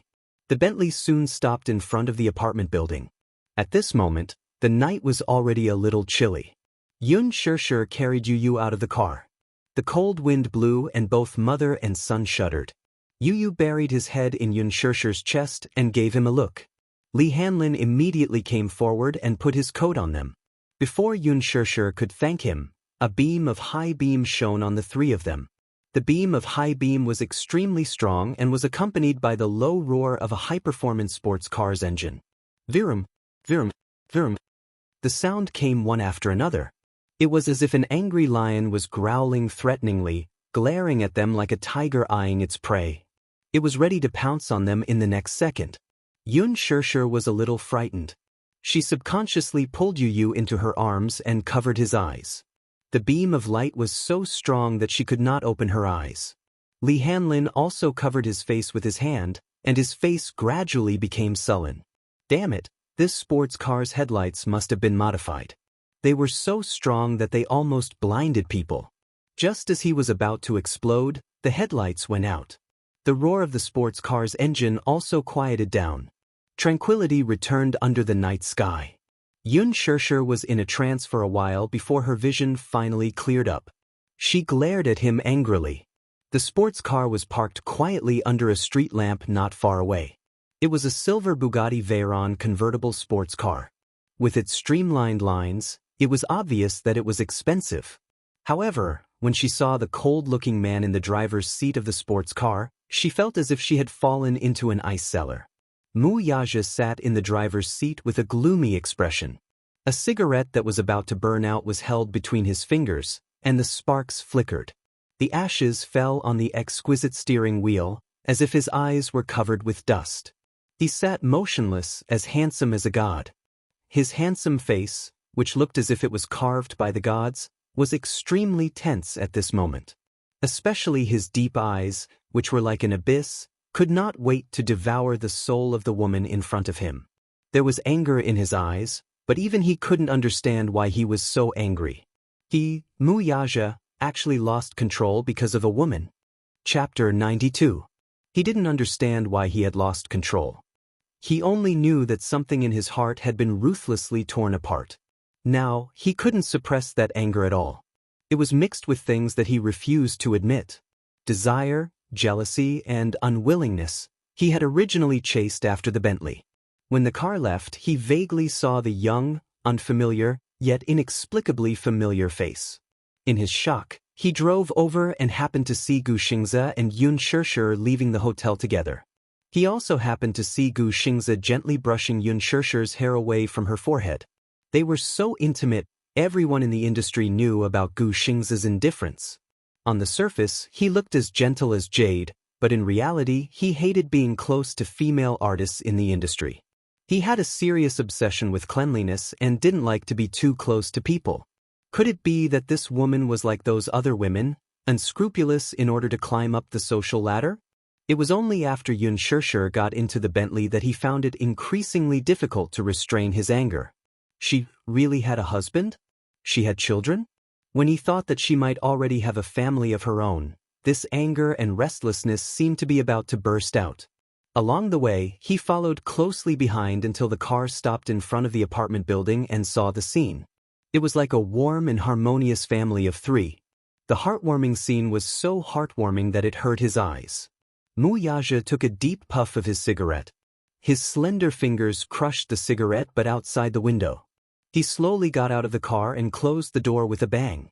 The sudden and heavy sound made Xianxia take a step back in shock. In an instant, too many distracting thoughts flashed through her mind. Only one firm thought emerged in her mind. She couldn't let this man take Yu away. Xianxia was shocked and scared. She turned around and handed Yu over to Li Hanlin. She raised her head and handed the keys to Yu. She stroked his head and said with trembling lips, "You, go upstairs and wait for Mommy, okay?" "Mommy?" Yu looked at her with a complicated gaze. She was naturally worried. "Good boy, Mommy will come up to accompany you soon. You, go upstairs first. Good boy." Yu could not help but clench his small hands into fists as he nodded obediently. "Yes." Li Hanlin had a complicated look on his face as he carried Yu upstairs. Yun Shirshi's thin body shivered in the cold wind. She turned around with a pale face and met the man's cold eyes. Mu Yaja looked at her coldly. His eyes were probing and cold. They were as sharp as a sword. He stared at her as if he wanted to see through her frail body. Yun Shirshir felt uncomfortable under his gaze. It was as if he was going to pierce through her body. "What do you mean by this? Are you following me?" She questioned him, but he remained silent. He only raised his feet and moved closer to her. The aura on his body was too strong. As he approached, it was as if there were countless invisible sharp auras spreading out endlessly, surrounding her body. The man stood in front of her arrogantly. His intimidating height made her seem so weak. She was so weak that she was like a porcelain doll. It was as if he could crush her with a light pinch. "What are you doing?" She widened her eyes warily. Chapter 93. Before she could defend herself, the man took a big step forward and forced her to the corner of the wall. His tall figure came over and trapped her in the corner. There was no way to escape and no way to retreat. Mu Yaja bowed his head expressionlessly and easily controlled her in his world. He was as arrogant as an overlord who ruled over the life and death of all things. He pinched her chin and forced her to look up to meet his face. His voice was as tense as a frozen zither string. "Who is this man?" Yun Shirshir was a little stunned. Her silence angered him even more. "Who is this man to you?"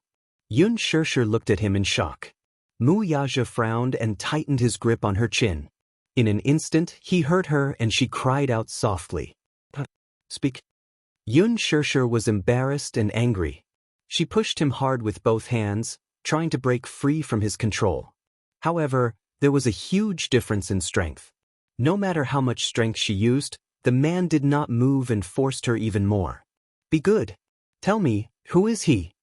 Mu Yaja leaned in close to her face. Under the dim moonlight, his handsome features came into view. "Husband." Yun Shirshir's thin lips trembled and she shook her head.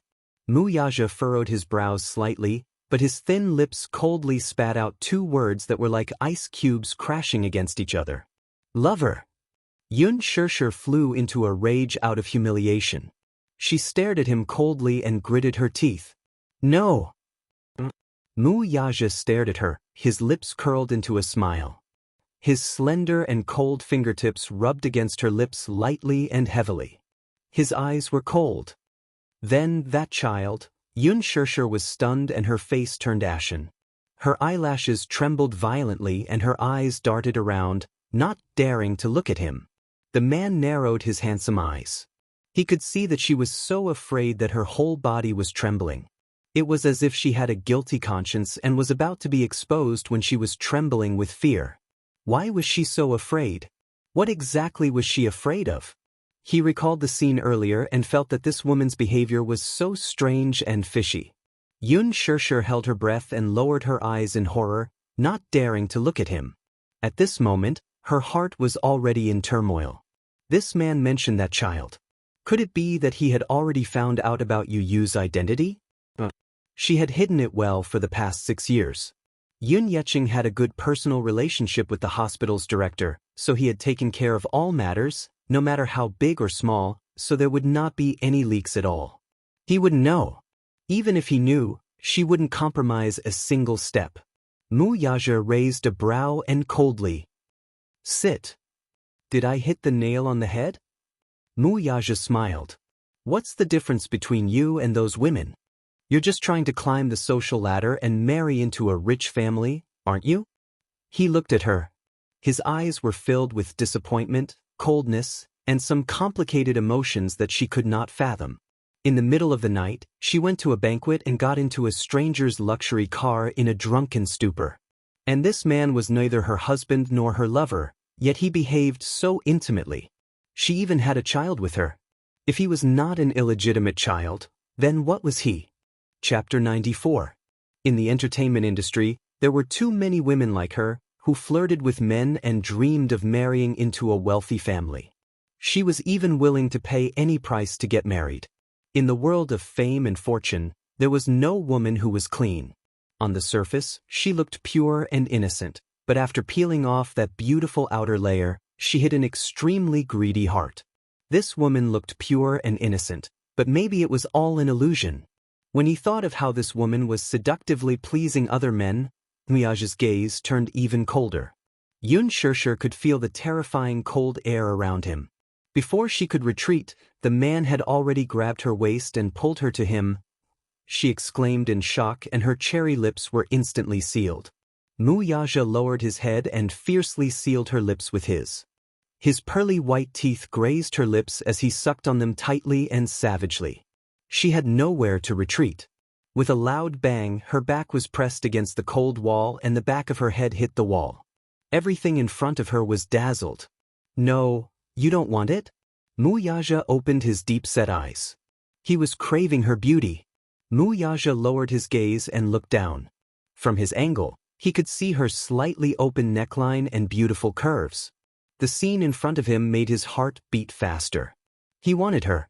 He wanted this woman as if he was possessed. That was the most honest thought in his body. He wanted more, but she pushed him away forcefully. No, don't touch me. Just as he was about to say something, he suddenly heard the sound of the window opening upstairs. Immediately after, a basin of cold water poured down and drenched him. The cold water seeped into his collar and slid down his back. The night wind blew, and it was chilling. Wuxia was stunned. Xianxia gasped. The angle of the basin of water was very precise. Not a single drop splashed on her body. She looked at Wuxia anxiously, only to see that his face was as dark as a stormy cloud. He raised his head abruptly and saw the little one leaning against the window on the third floor, looking down at him condescendingly. The night was dark and it was hard to see the boy's facial features clearly. However, his exquisite silhouette could be seen clearly under the moonlight. He propped up his little head with a devilish smile in the corner of his eyes. His crisp and childish voice slowly said, "It's not good for a man to bully a woman like this, right?" Wuxia's eyes were so dry that he couldn't see the child's face clearly. However, he was surprised to see that the child's facial features were very similar to Xiao Yichen's. Vaguely, they seemed to be carved from the same mold. "We're both men, but I feel ashamed for you. What kind of man are you to bully a woman?" With that, Yu called out, "Mommy, don't stoop to his level. Quickly come upstairs, we won't play with him." Yu's soft and adorable voice actually made her feel at ease. Xianxia was stunned for a moment before she hurried upstairs. Tianyu gave Wuxia a deep look before slamming the window shut. Wuxia's brows furrowed slightly. His face was as stiff as ice until the vibration of his phone pulled him back from his thoughts. The call connected, and Tianyu's cold and childish voice came from the other end. "Wuxia." Wuxia's eyes glinted with surprise. Yu's voice gradually turned cold. "Xianxia is my mommy. She's the woman I'll protect for the rest of my life. I won't allow you to let her suffer even the slightest grievance, much less make her sad." Yu paused for a moment before his voice suddenly turned gloomy.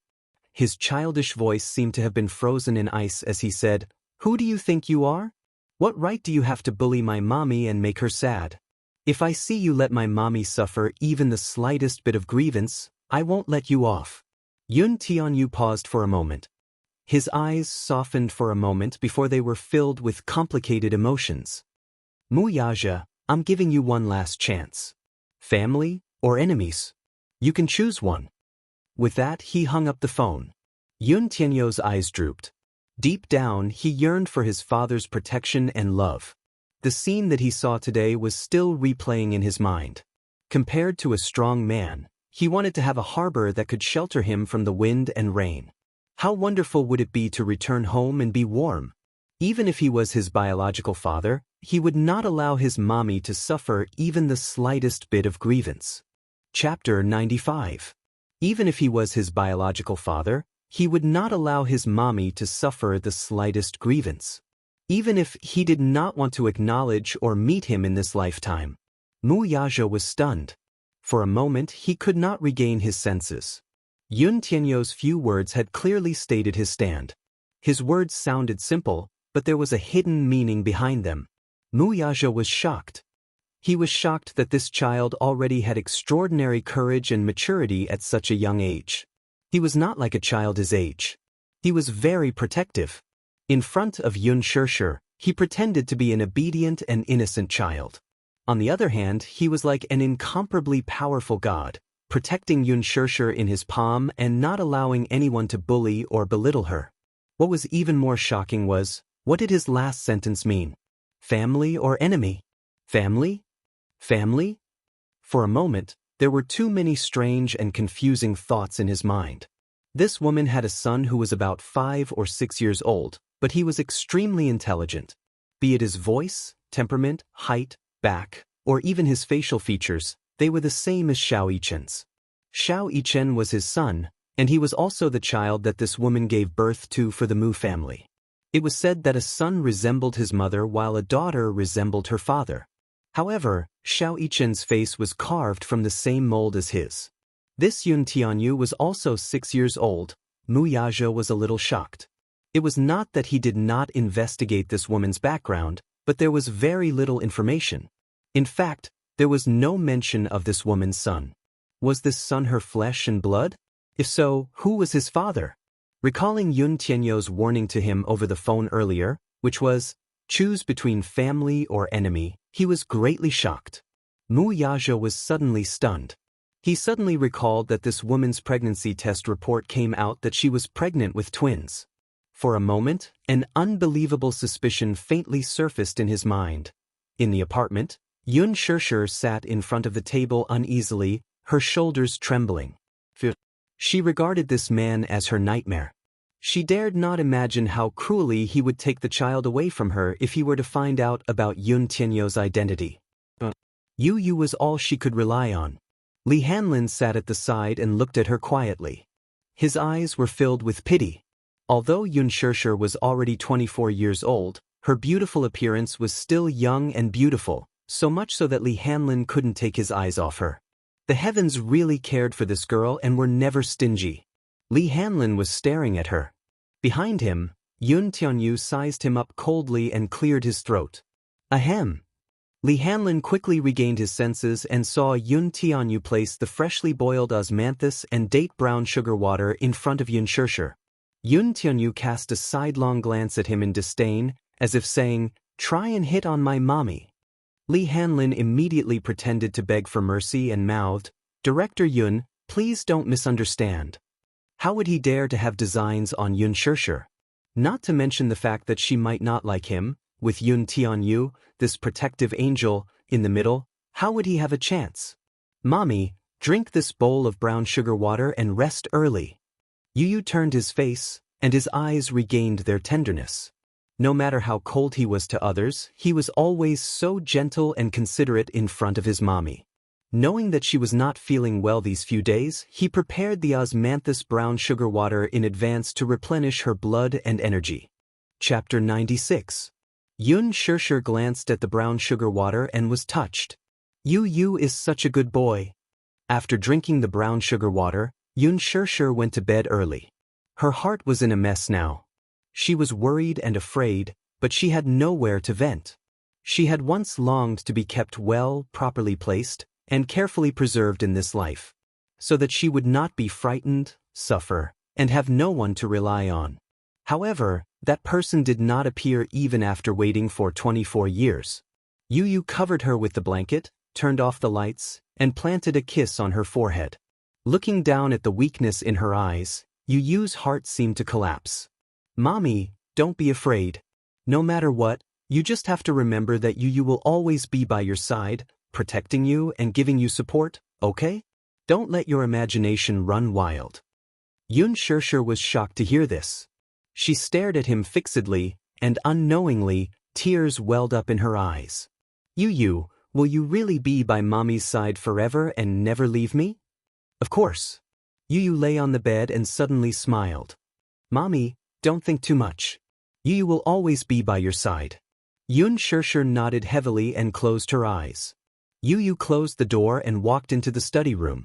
He saw Li Hanlin staring at him incredulously as if he had seen a ghost. He said unhappily, Agent Li, what's with that look? Li Hanlin coughed dryly and retracted his gaze awkwardly. Director Yun, I don't think you and your mommy are mother and son. Then what do we look like? Yun Tianyu raised a brow and asked with interest. Li Hanlin solemnly answered, father and daughter. His brows twitched. Li Hanlin put his palms together and twisted his body. He looked up at the sky and lamented, I'm so envious. I also want to have a son as smart, obedient, and warm as you, President Yun. Yun Tianyu coughed and mercilessly pointed out, I'm afraid you won't have such a chance, Agent Li. Why? Li Hanlin asked sadly. Genes are very important. Yun Tianyu's lips curled mockingly as he gave a concise reply.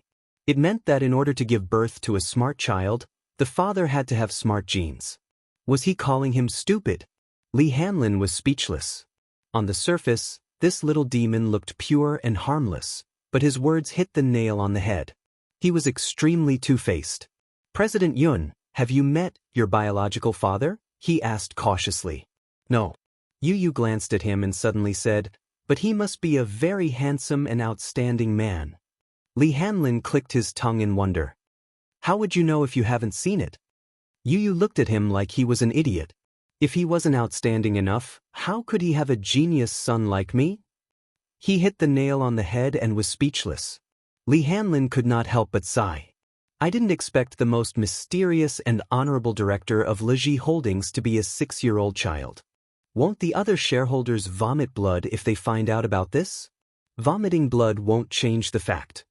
Yun Tianyu sat down elegantly in front of the desk and leaned back lazily. A trace of coldness appeared on his handsome face. I heard that the board of directors isn't very peaceful recently. Yes.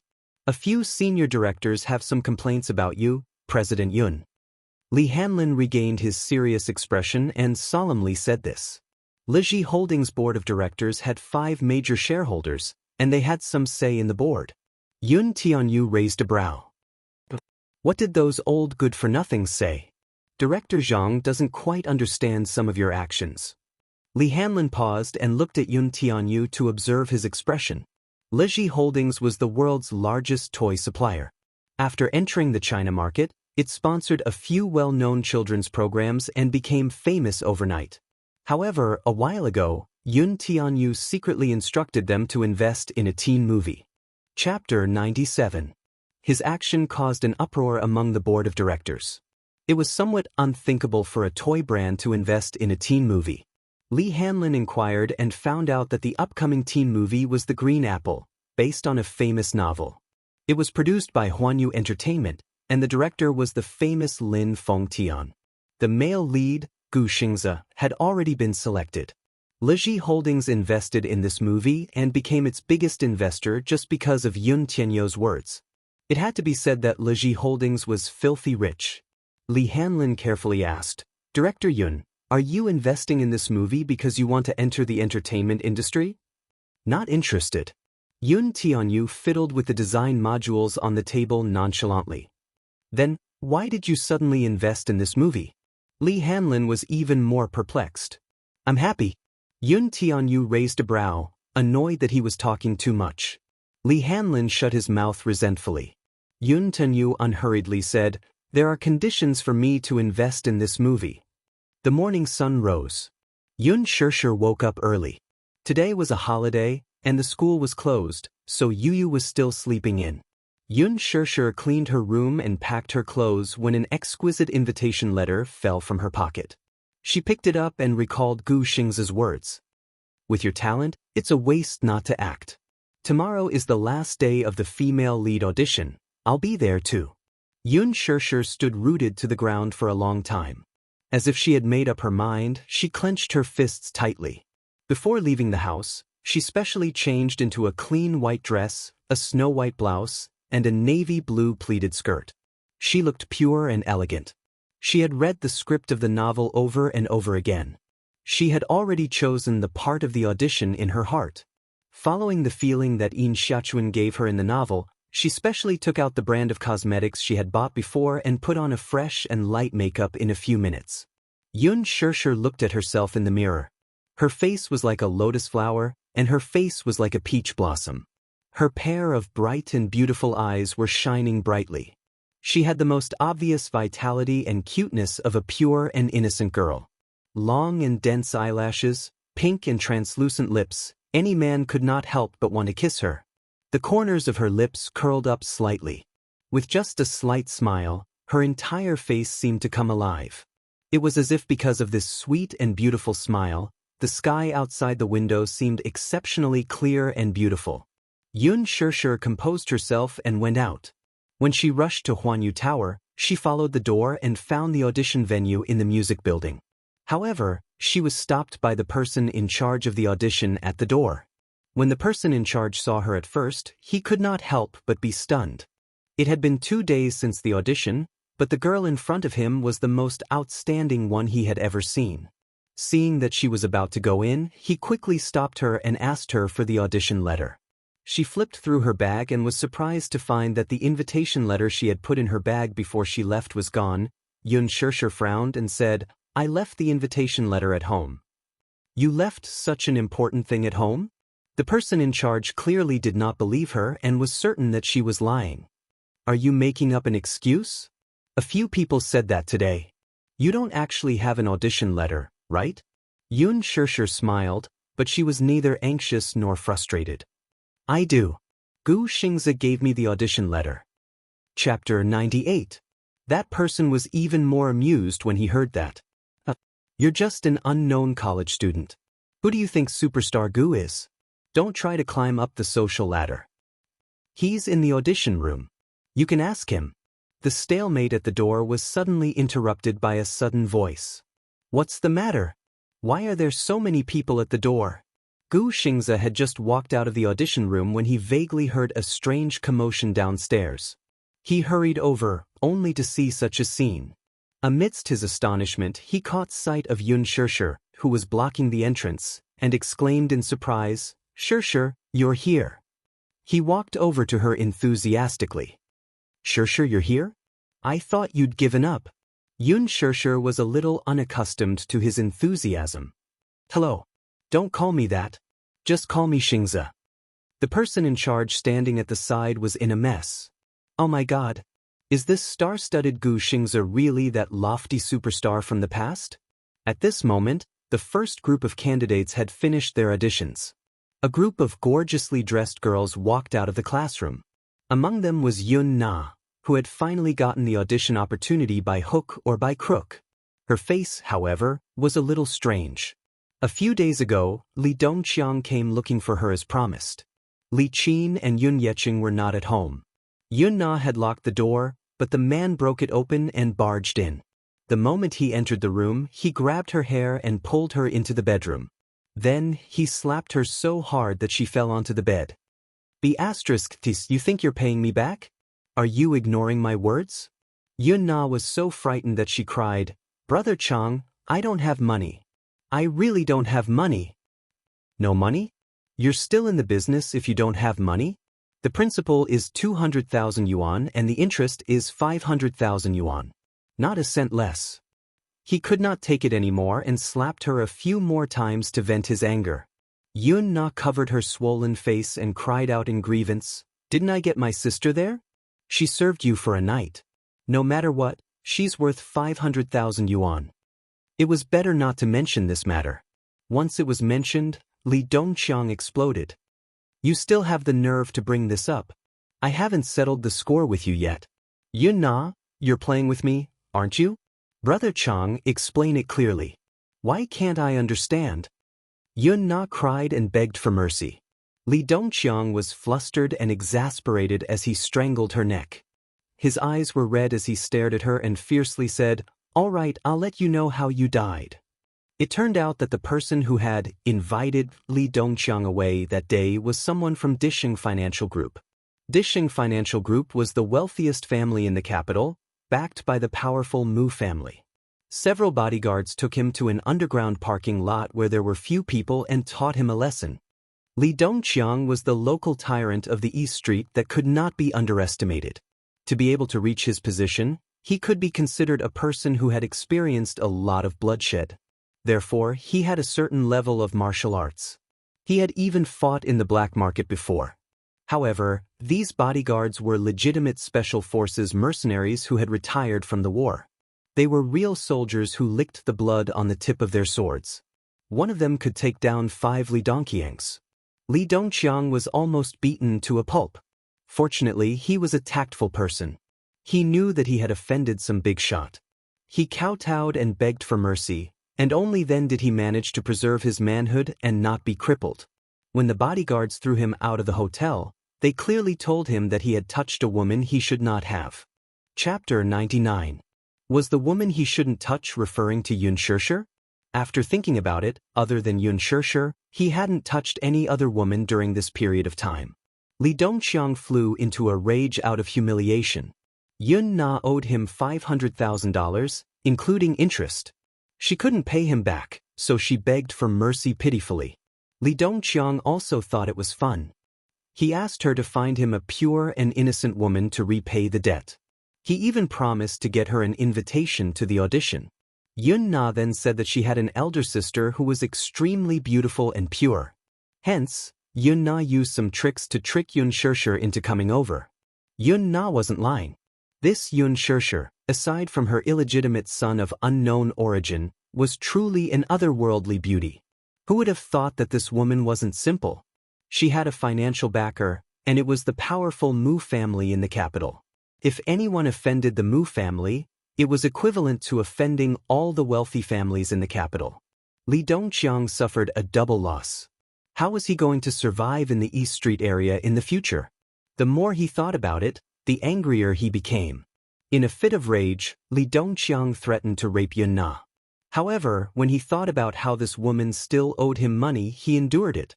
He didn't expect that Yun Na would be penniless when he came to collect his debt. Li Dongqiang was thoroughly enraged. You cheap woman.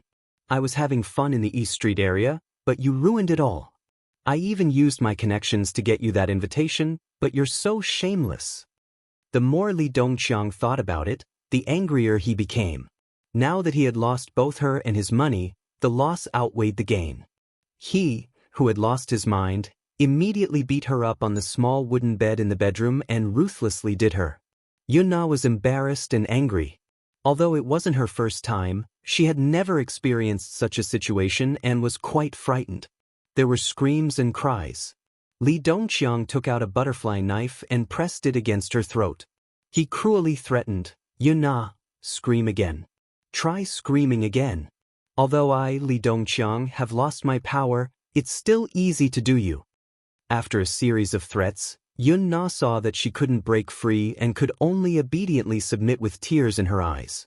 After being pressed down on the bed and ruthlessly done twice, Li Dongqiang used his phone to record the entire process.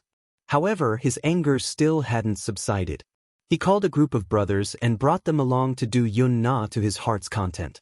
Li Dongqiang played with her in the most hardcore way to quell his anger. She had intended to use the moves on Xianxia, but instead, she used them on Yun Na. That was it? Yun Na's worth 500,000 yuan?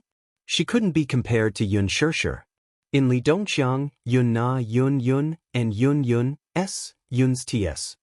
In total, Yun Na's clothes were stripped off in 3 hours. Not only was her hair disheveled and her face dirty, she was also forced to pose in several unsightly positions and take many shameful photos. The brothers had a good time. Before leaving, Li Dongqiang took out the phone that recorded those unsightly scenes and coldly threatened, 500,000 yuan. Return it to me with interest when the time comes. If you don't return it, I'll perish together with you. Yun Na was so frightened that her face turned pale. She repeatedly begged for mercy. Li Dongqiang paid no attention to him and swaggered off, leaving behind a mess. Yun Na was mentally and physically exhausted. She collapsed and fainted. When Yun Yecheng returned home, he saw the mess in front of him. When he entered the house, he saw Yun Na naked. Without thinking, he knew what had happened. Flustered and exasperated, he splashed her awake with a bucket of cold water.